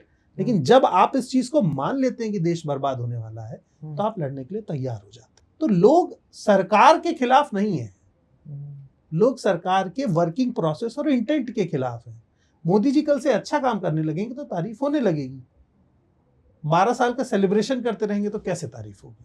आपकी जो अडानी वाली स्टोरी थी कि कैसे बिहार में 1 रुपए में अडानी को जमीन लीज पे दी, हाँ लीज पे दी गई, तो उस पर आपको क्या डर था डिफेमेशन का? ये डर ऐसा नहीं कह सकते कि डर नहीं लगता, और जिसको डर नहीं लगता है वो झूठ बोलता है। डर सबको लगता है। 2024 के लोकसभा चुनाव में अमित शाह की रैली में मुझे एक लिंचिंग का अनुभव मिल चुका था। तो मुझे इस चीज का अनुमान था कि ये लोग जान से नहीं मार सकते हैं लेकिन 1-8 घंटा मार सकते हैं। तो उतना बैकअप लेके आपको चलना पड़ता है। जब आप इस चीज के लिए तैयार हो, उतना रिस्क आपको लेना पड़ता है। और दूसरी चीज ये भी थी कि देखो, जो लीगल मसले हैं, डेफेमेशन करने के बाद अडानी मुझसे कितना ही ले लेंगे, जितना उनका डेफेमेशन है उतना मेरे पास है ही नहीं। तो उस केस में भी मैं ही जीता हुआ हूं। तो समस्या डेफेमेशन की नहीं है। और दूसरी चीज, जब आप सही बात रख रहे हैं, उस स्टोरी में मैं कोई नैरेटिव नहीं बिल्ड कर रहा था, मैं वो बता रहा था जो गांव के लोग बता रहे हैं। और ज्यादातर माइक लोगों के पास था, वो अपनी प्रॉब्लम शेयर कर रहे हैं। मैं बस ये कह रहा था कि इस स्टोरी को कोई कवर क्यों नहीं कर रहा है। जी जी जी, बिल्कुल बिल्कुल। अगर नहीं कर रहा है और हम कर रहे हैं तो ये एक प्रेशर है कि इसे नहीं दिखाया जाना चाहिए। तो लोगों ने देखा और उसको उस तरह से समझा कि सच में ये चीज हो रही है। अब सोचिए बिहार में क्या उद्योगपतियों का अकाल है कि गुजरात से एक आदमी आके वहां उद्योग लगाएगा। उस पे तो बिहार वाले लोग मूर्ख हैं, वो केवल झालमुड़ी बेचेंगे और लिट्टी बेचेंगे और तुम वहां से आके इंडस्ट्री लगा के उन्हें मजदूर बनाओगे। बिहार के 100 लड़के हैं, वो इस प्रोजेक्ट को कर सकते हैं। आप दो ने 1 रुपए में जमीन, उनको आप नहीं देंगे क्योंकि वो आपको चंदा नहीं देंगे। चंदा कौन देगा? अडानी भैया, तो उनको दे देते हैं। तो वही टेम्परामेंट चल रहा है लगभग सब जगह। जी। उस स्टोरी से मैंने भी यही सोचा था जिसमें आप ये आर्ग्यू कर रहे थे कि ये जमीन बिहार के उन स्टार्टअप शुरू करने वाले युवाओं को भी दी जा सकती थी। बिहार के 100 लड़के हैं, वो इस प्रोजेक्ट को कर सकते हैं। आप दो ने 1 रुपए में जमीन, उनको आप नहीं देंगे क्योंकि वो आपको चंदा नहीं देंगे। चंदा कौन देगा? अडानी भैया, तो उनको दे देते हैं।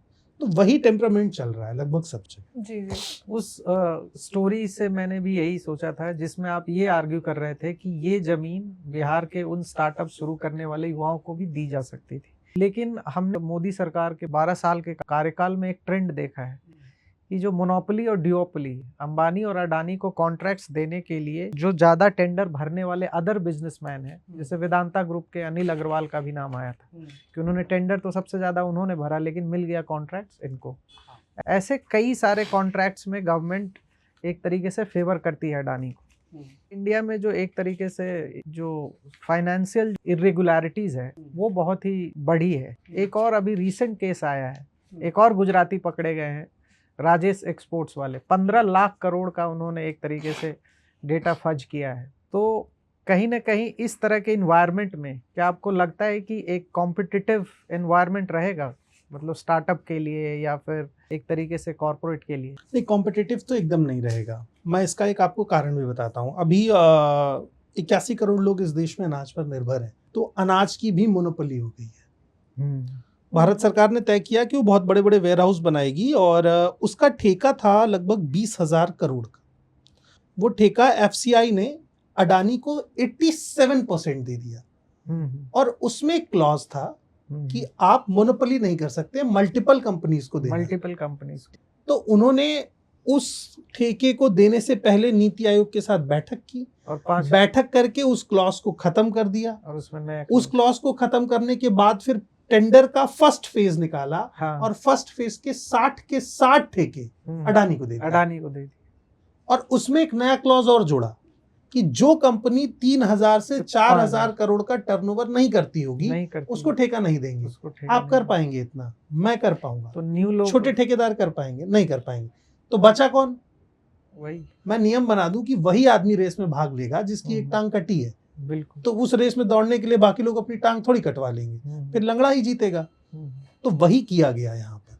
अब प्रॉब्लम ये है कि इसमें आपने लगभग 80% ठेके दे दिए अडानी को। अब देश का जितना फूड है वो कहां पर स्टोर होगा?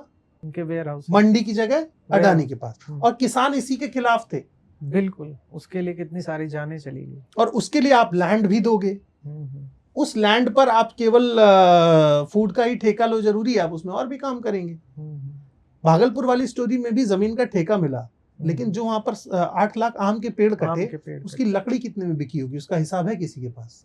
तो ऐसे छोटा छोटा बहुत सारा पैसा उद्योगपति ऐसे ही खा जाते हैं जिसका कोई हिसाब ही नहीं होता है।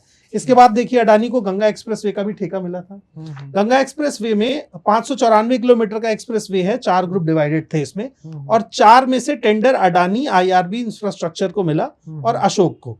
आईआरबी ग्रुप को 1 मिला 130 किलोमीटर का, ग्रुप 2, 3 और 4 चारों अडानी को मिले 464 किलोमीटर। यानी यहां पर भी 75% से अबव काम किसके पास था? अडानी के पास। और अडानी के पास अब इससे 27 साल तक टोल वसूलने का लाइसेंस है। यानी अडानी जब नहीं भी रहेंगे तब भी टोल अडानी के नाम पे वसूला जा रहा होगा। तो लोगों को लगता है सरकार बड़ा तेजी से रोड बना रही है। सरकार रोड नहीं बना रही है, रोड प्राइवेट फंड से बन रही है और उसका पैसा आपके आने वाली पीढ़ी भी चुकाएगी और टोल भी कम नहीं है। मेरठ से इलाहाबाद तक जाने की बस का कॉस्ट है एसी का 1200 रुपया, ठीक है, और टोल लिया जा रहा है लगभग 1800 रुपया कार का। तो आप अपनी गाड़ी घर में खड़ी कर दीजिए और बस से चले जाइए। पहला टोल मैं देख रहा हूं जो मोटरसाइकिलों से भी टोल वसूलेगा।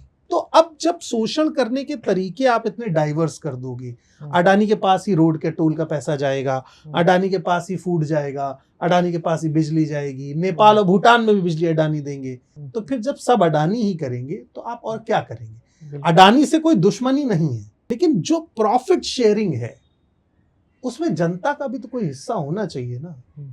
कोविड में भी आपने जनता से कह दिया आप लोन ले लो, चुकाएगा कौन? मोदी जी।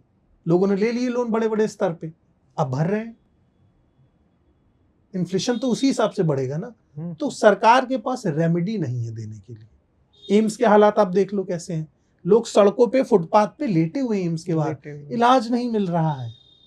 तो ऐसी स्थिति में हमको ये चीज समझनी पड़ेगी कि किसी बड़े इंडस्ट्रियलिस्ट की एक भी मोनोपोली ना बहुत खतरनाक है। सो बेसिकली हम देखते हैं कि 2017 के बाद एकाएक बाबाओं की फौज खड़ी हो जाए। छोटे जो मिनी बाबाज पैदा हुए, जिसका नाम आप ले रहे थे, पर्ची वाले बाबा, धीरेन्द्र शास्त्री, बहुत सारे बाबा हैं। तो ऐसे बाबाओं का राइज जब मैं ट्रेस कर रहा था तो मैंने देखा कि जब से ये अम्बेडकराइट थॉट एक बार हुआ था SC/ST एट्रॉसिटी एक्ट के वजह से, बहुत सारे लोग, जब से ये मतलब अम्बेडकराइट थिंकिंग लोगों में डेवलप हो रही है, तब से मैं देख रहा हूँ कि ये छोटे छोटे बाबा को एक्टिवेट किया जा रहा है, उसको और इनको काउंटर करने के लिए, जो मैं सोचता हूँ। और तमाम तरह के बाबाओं के जैसे लोग या उनके जैसे बात करने, जैसे शंकराचार्य वाला मुद्दा है, तो हम देखते हैं कि टीवी चैनल पे वो चल रहा है। अब वो शंकराचार्य का क्यों शंकराचार्य बोल रहे हैं, क्या उसके पीछे का लॉजिक है, ये किसी को नहीं पता है। कह रहे हैं कि महाभारत के टाइम पे न्यूक्लियर वॉर हुआ था, तो एंशिएंट इंडिया में जो प्लास्टिक सर्जरी होती थी। हाँ, तो एक तरीके से हम ये देख रहे हैं कि साइंटिफिक टेम्पर हमारे डिबेट, डिस्कोर्स या नैरेटिव में मर रहा है, और फिर से हम वही अंधविश्वास, पाखंड या ज्योतिष शास्त्र या उस तरह के तमाम जो इंडियन नॉलेज सिस्टम के नाम पे हमें परोसे जा रहे हैं। विश्वविद्यालयों में, JNU में मैं पढ़ता हूँ, वहाँ भी कई सारे ऐसे कोर्सेस लॉन्च हुए हैं इंडियन नॉलेज सिस्टम के नाम पे, जिसका कुछ आउटपुट नहीं है। लॉ के कोर्सेज में मनुस्मृति पढ़ा है। तो जो इसमें हमें साफ साफ दिख रहा है कि RSS और हिंदुत्व का कहीं ना कहीं इंटरफेयर हो रहा है। इसको कैसे देखते हैं? बाबा क्या कह रहे हैं वो सही है गलत है, वो एक स्टेप बाद की बात है। पहला स्टेप ये है कि बाबा बनेगा कौन, बनेगा कौन, शंकराचार्य बनेगा कौन, बनेगा कौन, उसकी तो मेरा उस पर हमेशा टेक यही है कि मुझे इस शंकराचार्य वाले सिस्टम से कोई प्रॉब्लम नहीं है, तब जब दो शंकराचार्य शूद्र भी हो। तो आपकी जो मोनोपोली है, आप अंबेडकर के पूरे मूवमेंट के अगेंस्ट अगर बाबाओं को खड़ा कर रहे हैं तो इसीलिए क्योंकि आप इस पूरे सेक्टर की हिस्सेदारी नहीं देना चाहते हैं। हाँ, इस पे भी मोनोपोली रखना चाहते हैं। आप मोनोपोली रखना चाहते हैं। आप तय करेंगे कि कथा कौन पढ़ेगा। यादव कथा पढ़ लेगा तो आप पीट देंगे, अखिलेश यादव मंदिर जाएंगे तो आप धुलवा देंगे। तो आप ये मोनोपोली तोड़ दीजिए, दो शंकराचार्य शूद्र बन जाए, दो सवर्ण बने रहे, कोई बात नहीं, सारा सिस्टम मैनेज हो जाएगा। लेकिन आप वो स्पेस तो देना नहीं चाहते हैं। अब रामभद्राचार्य शंकराचार्य हैं, किस योग्यता से हैं इसका कोई प्रमाण है नहीं, उनको शंकराचार्य मान लिया जाएगा। अविक मुक्तेश्वरानंद भी शंकराचार्य हैं, उनसे योग्यता पूछी जाएगी क्योंकि उन्होंने सरकार के खिलाफ दो शब्द बोल दिए हैं। तो ये डबल स्टैंडर्ड है, धर्म का भी और बाबाओं का भी। दूसरा, बाबा कल्चर आजकल इसलिए भी प्रमोट है क्योंकि देखिए सरकार का काम था अस्पताल बनाना, बना कौन रहा है? धीरेन्द्र शास्त्री, कैंसर का। तो लोगों को पता है कि सरकार निकम्मी है, सरकार कुछ नहीं कर सकती है, तो लोग बाबाओं के पास जा रहे हैं। जब आप होपलेस होते हैं तो आप ऐसी जगह होप ढूंढते हैं जहां होप की उम्मीद भी नहीं, रेमेडी मिलती नहीं। तो आप चले गए बाबा के पास, बाबा ने बोल दिया कि 3 वर्ष बाद तुम्हारा अच्छा समय शुरू होगा, तो कम से कम 3 साल के लिए तो तुम सस्टेन हो जाओगे कि चलो 3 साल दुख और झेल लेते हैं। फिर कोई नया बाबा मिलेगा, वो बोलेगा बस 2 साल और बचे हैं। ऐसे करते करते आपका जीवन गुजर जाएगा। तो बाबाओं का काम ही ये है कि लोगों को धर्म के प्रेशर में बनाए रखना कि नहीं, पाप पुण्य जनता के लिए है। घोटाले करने वाले पापी नहीं है क्या? वो सत्ता में कैसे बैठे हुए हैं? धीरेन्द्र शास्त्री ने आज तक किसी नेता की पर्ची क्यों नहीं खोली? इसकी पर्ची में लिखा हुआ इसने इतना घोटाला किया है। आज तक किसी व्यवस्था की पर्ची क्यों नहीं खोली? एजुकेशन की खोले ना पर्ची, बताएं। उत्तर प्रदेश का एजुकेशन बजट 2016-17 में 15% था और आज 13.5 है। अच्छा, घटा है, घट गया। और लोगों को मूर्ख कैसे बनाया गया? क्योंकि बजट का एलोकेशन तो हर साल बढ़ता है कि पैसा तो बढ़ गया है, लेकिन परसेंट तो आपने कम कर दिया ना, वो आपने नहीं दिखाया। आपने बड़े बड़े होर्डिंग सरकार लगाती है कि हमने सफल ये योजना करी और ये पुल बनवाया, जब वो पुल टूट जाता है तो अकॉर्डिंग ये भी रहना चाहिए कि हमने बनवाया लेकिन हमसे टूट गया, वो नहीं लगता। तो गवर्नमेंट अपने प्रचार के लिए पैसा खर्च करेगी, जिस काम पर वो पैसा नहीं खर्च करेगी वो है उससे सवाल और उसकी कमियां। उसके लिए आपको, मुझे और मीडिया को अकाउंटेबल होना पड़ेगा।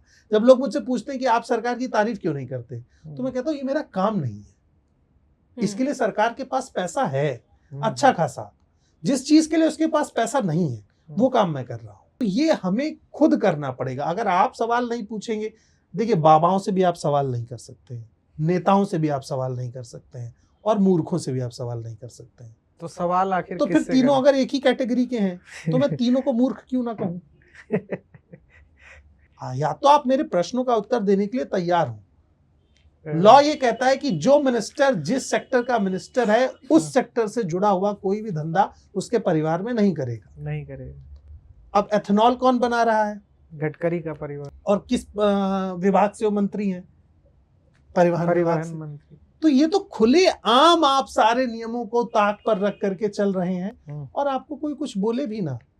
मतलब जयशंकर साहब का बेटा पढ़ेगा विदेश में, शिक्षा मंत्री की बिटिया पढ़ेगी विदेश में, सारे मंत्रियों के बच्चे पढ़ेंगे विदेश में, और आप कहेंगे कि भारत का एजुकेशन सिस्टम बहुत समृद्ध था, हमने उस जमाने में पुष्पक विमान बना दिया। तो अपने बच्चों को यहाँ से फ्लाइट में नहीं पुष्पक विमान में भेजिए, तब मुझे लगेगा कि आप सच में बिलीव करते हैं। आप हनुमान जी को बुलाइए फोन करके, वैसे जैसे बाबा बुलाते हैं, और पर्वत पे बिठा के ले जाइए।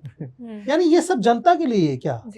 हमारा इंटेंट एकदम आप अनलॉजिकल कर दीजिए, बिल्कुल रैशनल मत रखिए, और आप अपने बच्चों को सिखाइए कैम्ब्रिज में, कैलिफोर्निया में, और बाकी सारे लोग जाते हार्वर्ड यूनिवर्सिटी में पढ़ा करके, और फिर वो जब यहाँ आएंगे तो कहेंगे देखो बहुत पढ़े लिखे लोग हैं। कॉन्वोकेशन डे में जाते हैं, फोटो खिंचवाते हैं जितने भी सारे नेता के बच्चे। तो ये शर्मनाक, ये डबल स्टैंडर्ड है, ये भी एक तरीके का कास्टिज्म ही है।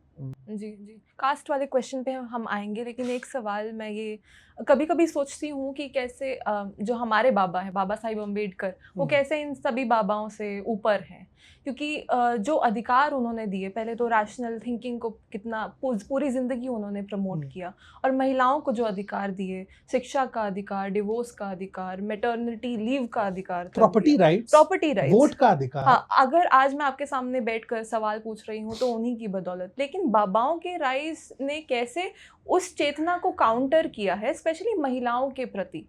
हमें आए दिन दिखता है कि ये किस तरह की सेक्सिस्ट कमेंट देते हैं महिलाओं के बारे में, कैरेक्टर असैसिनेट करते हैं, ये सिखा रहे होते हैं टेलीविजन स्क्रीन पर कि कैसे महिलाओं को कंट्रोल किया जाए।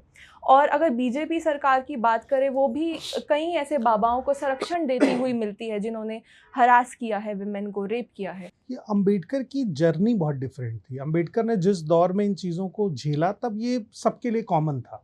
अम्बेडकर ने जो लिखा वेटिंग फॉर द वीज़ा, वो जैसे एक्सप्लेन करते हैं उस चीज़ को कि वो हिंदू बन के सेफ नहीं थे क्योंकि उनकी कास्ट डिफरेंट थी, लेकिन वो पारसी, सिख या ईसाई बन के ज़्यादा सेफ महसूस कर रहे थे उस एक रात के लिए जब लोग उन्हें मारने के लिए ढूंढ रहे थे। सवाल ये कि अम्बेडकर ने इतना सब झेलने के बाद भी कभी इक्वलिटी से समझौता नहीं किया। जब उन्होंने चीज़ों को लिखा तो उन्होंने सबसे पहले महिलाओं को स्थान दिया, क्योंकि उन्होंने देखा कि महिलाओं का कैसे शोषण है। कास्ट का प्रिविलेज जो सवर्णों के पास है, अम्बेडकर बस उसे डाइल्यूट करने की बात कर रहे थे, इसलिए वो बाबा साहब बने। अभी बाबाओं की डेफिनेशन एकदम अलग है। अभी बाबा वो आदमी भी बन सकता है जो अनपढ़ हो, बाबा वो आदमी भी बन सकता है जो 25 साल का हो। मेरी नज़र में पहले बाबा वैसा आदमी होता था जिसके बाल पक गए हो, दाढ़ी सफ़ेद हो, जो जीवन भर संघर्ष करके आया हो। 24-25 साल का आदमी कैसे बाबा हो सकता है? कथावाचक कैसे हो सकता है? और क्या सुना रहा है, वो क्या पढ़ रहा है, इसका कोई आपके पास सोर्स नहीं है। तो अम्बेडकर को इनके साथ कंपैरिजन में रखना अम्बेडकर की तौहीन। अम्बेडकर बाबा बाद में थे, पहले उनके पीछे जो उनकी 30-32 डिग्रियां और उनकी 11 भाषाओं का ज्ञान, और उस दौर में इतना पढ़ना जब शिक्षा का स्कोप ना हो, जब स्कूल में आपको ज़मीन पे बिठाया जाता हो, पानी पीने के लिए आपको अपने घर जाना पड़ता हो, बर्तन में आप सबके साथ खा नहीं सकते थे तो खाने के लिए भी आपको संघर्ष करना पड़ता हो, उस दौर में इतना पढ़ना और फिर इक्वालिटी की लड़ाई लड़ना एकदम डिफरेंट है। और इस दौर में जहां आप बाबा बन के चंदा फंडिंग सब ले सकते हैं, उस दौर में बाबा बनना, दोनों ही बहुत डिफरेंट डायमेंशन है। अम्बेडकर के इतने लंबे संघर्ष के बाद भी आज देश में स्थिति ये है कि टोटल आईएएस हैं 5,577, इसमें से ओबीसी हैं 4.3%, एससी हैं 2.4% और एसटी हैं 1.5%। बाकी कौन है आपको तो पता है। आईपीएस है इस देश में 4,594, इसमें से ओबीसी है 5.5, एससी है 3% और एसटी है 1.5%। तो रिप्रेजेंटेशन की लड़ाई है ना कि यार ऐसा कैसे हो सकता है कि इस देश की मीडिया में भी 85% ब्राह्मण हो, राजनीति भी सवर्णों के आधारित होगी और अधिकारी भी सवर्ण ही बनेंगे, बाबा भी सवर्ण ही बनेंगे, तो फिर दूसरी कास्ट करेगी क्या, खाली मेलड होएगी? इसलिए तो नहीं है ना। तो अगर आप हमें हमारा अधिकार नहीं दोगे तो हम ले लेंगे। और वही आज लड़ाई चल रही है, चाहे वो अंबेडकर की हो, भीम आर्मी की हो, बहुजन समाज की हो, या इस देश के तमाम बहुजनों, दलितों, पिछड़ों की हो, आदिवासियों की हो। वो लड़ाई यही है कि पावर के स्ट्रक्चर में हिस्सेदारी जब तक नहीं होगी तब तक हमारे हिसाब के नियम नहीं बने। लेकिन आरएसएस के चीफ जो मोहन भागवत है वो तो अक्सर मीडिया में कहते हैं कि जो आरएसएस का चीफ है वो दलित भी बन सकता है। हाँ तो बनाओ ना। मैं ऐसे कह सकता हूँ कि भारत एक दिन सोने की चिड़िया बन सकता है, जिस दिन बन जाएगा उस दिन मैं बिलीव करूँगा। जी जी जी। तो आरएसएस हर इंस्टीट्यूशन पर अजगर की तरह कुंडली मारकर बैठा हुआ है, चाहे वो इलेक्शन कमीशन हो, सुप्रीम कोर्ट हो, या तमाम देश में जो यूनिवर्सिटीज हैं उसी विचारधारा के लोग भर्ती होकर आ रहे हैं जो संघ की विचारधारा के हों या उनके मेंबर हों। तो अक्सर जो सवर्णा लॉबी है वहाँ से ये आर्ग्यूमेंट हमेशा आता है कि अगर SC ST OBC इन पदों पर आएंगे तो मेरिट कॉम्प्रोमाइज हो जाएगा। तो ये जो आरएसएस से होकर आ रहे हैं लोग इन पदों पर, क्या ये बहुत ही मेरिटोरियस लोग हैं? देखिए, ये नहीं कह सकते कि आरएसएस सभी संस्थानों पर कुंडली मार के बैठा है। आरएसएस ने संस्थान में ऐसे लोग बिठाए हैं जो उसकी सोच से अलाइन है और उनकी छवि न्यूट्रल रखी है। आरएसएस ने अपने सेक्टर में भी मुस्लिम विंग रखी है, दलित विंग रखी है, लेकिन वो सीमित होगी शहर के एक छोटे के कस्बे तक, कि आप अपने कस्बे के कस्बा प्रभारी हैं, उसको दलित बना देंगे। लेकिन जो एकदम टॉप मोस्ट 10 लोग हैं उसमें कोई SC ST OBC नहीं। एग्जैक्टली। तो आप रिप्रेजेंटेशन का भी धोखा दे रहे हैं। मोहन भागवत को वो सिक्योरिटी मिली हुई है जो इस देश के होम मिनिस्टर को मिलती है, जिसका खर्चा 7 से 8 करोड़ रुपए साल का है। क्यों मिली हुई है, क्या है जी, किसके पैसे से मिली हुई? तो ये सारे सवाल पूछे जाएंगे जी। जब पूछे जाएंगे तब इनके जवाब मिलेंगे जी। मैं आपके सोशल मीडिया पर अक्सर देखती हूँ कमेंट सेक्शन में कभी कभी इस तरह की आपको ट्रोलिंग भी रिसीव होती है कि आप ब्राह्मण होने के बावजूद ब्राह्मणवाद पर इतने सवाल उठा रहे हैं। आजकल अगर युवाओं को देखें हम, तो युवाओं में एक ट्रेंड है जिसमें वो अपने आप को सुपीरियर बता रहे हैं। तो ब्राह्मण जीन्स आर द बेस्ट और ब्राह्मण जीन्स आर सुपीरियर, और कल्चरल प्राइड की तरह उसको वो रिप्रेजेंट कर रहे हैं, जबकि हमको पता है कि वो कास्ट प्राइड है।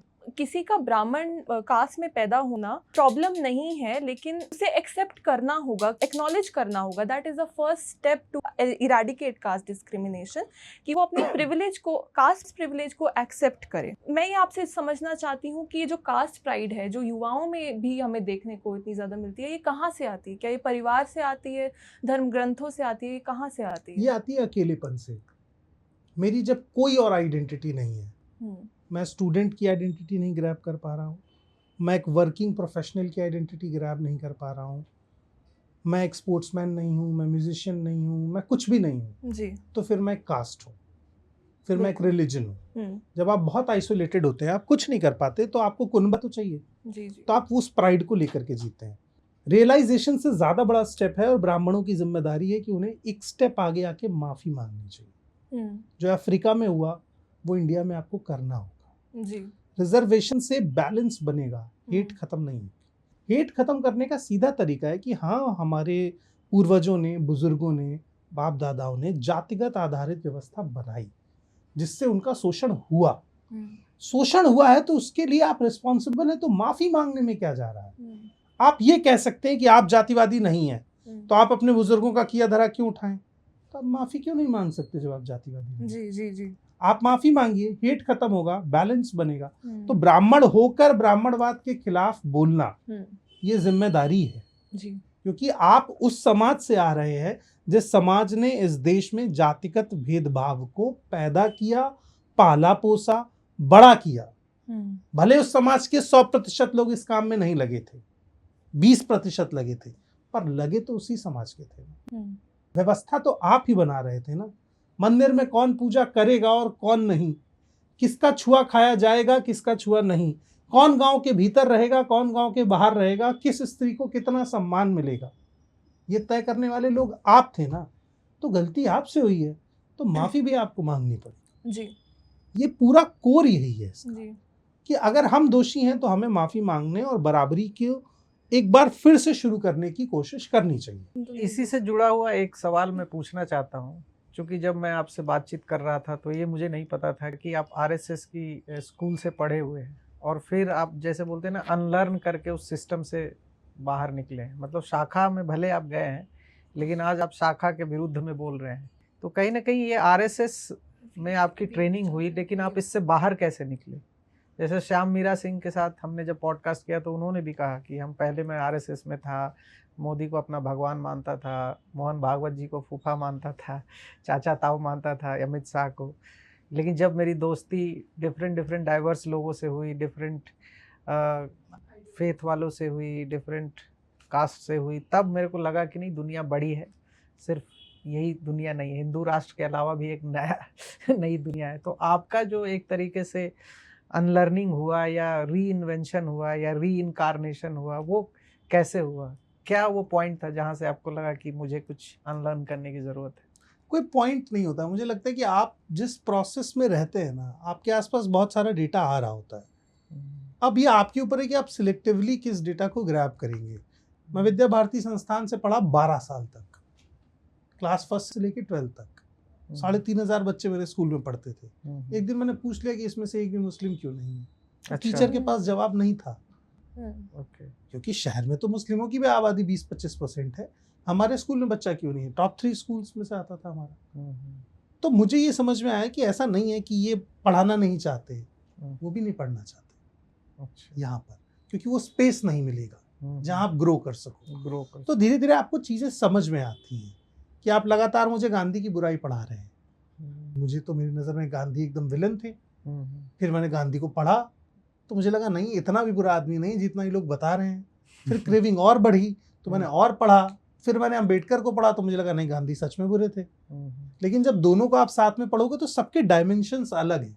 सब आज़ादी की लड़ाई में ही आगे बढ़ रहे थे, और जो लोग आज़ादी की लड़ाई में कुछ नहीं कर रहे थे वो पढ़ा रहे हैं कि इन लोगों ने आज़ादी की लड़ाई में बहुत बुरा काम किया।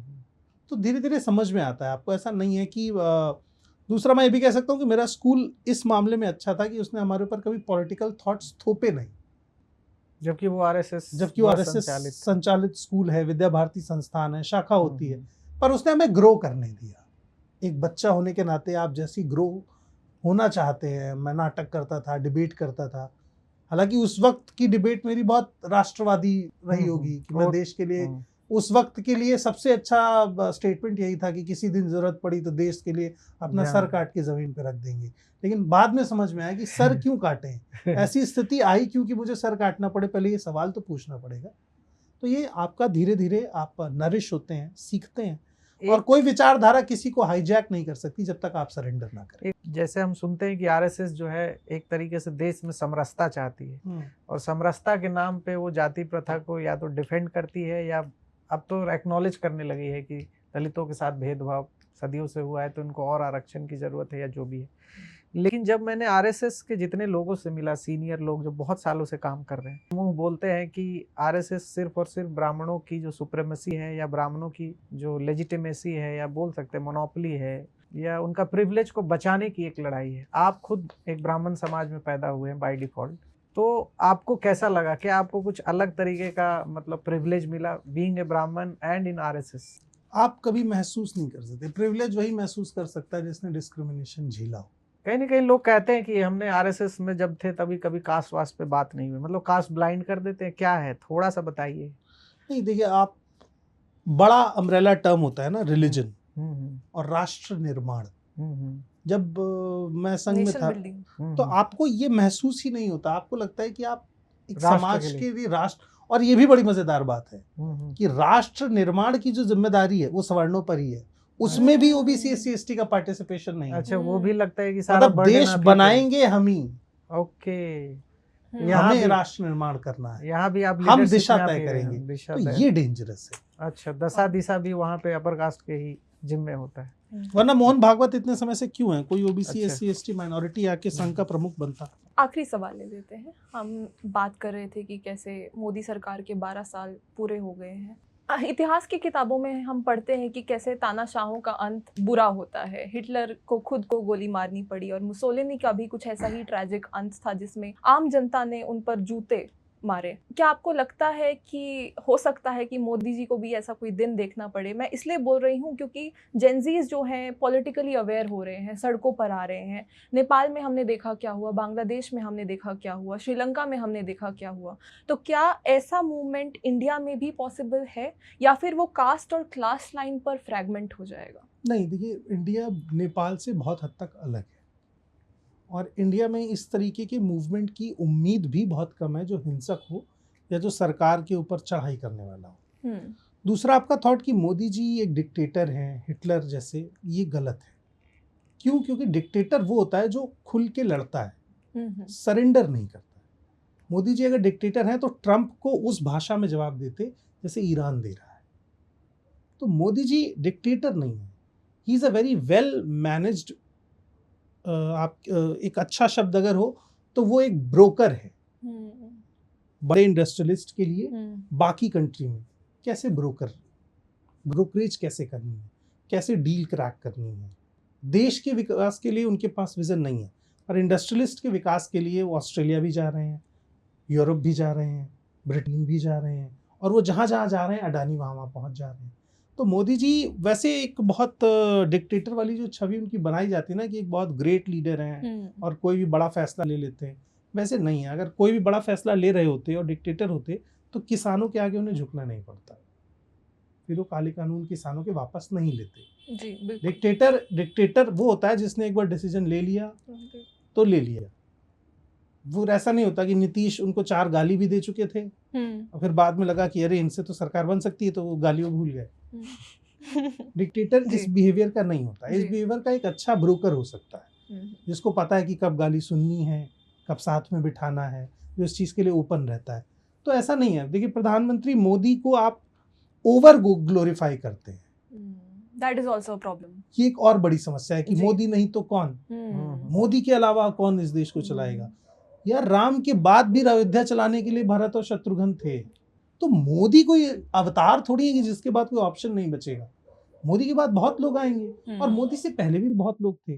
प्रॉब्लम वो है नहीं, प्रॉब्लम सिर्फ इतनी सी है कि डिसीजन मेकिंग डिसेंट्रलाइज्ड हो।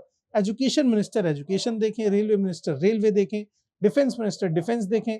मोदी जी अपना काम करें।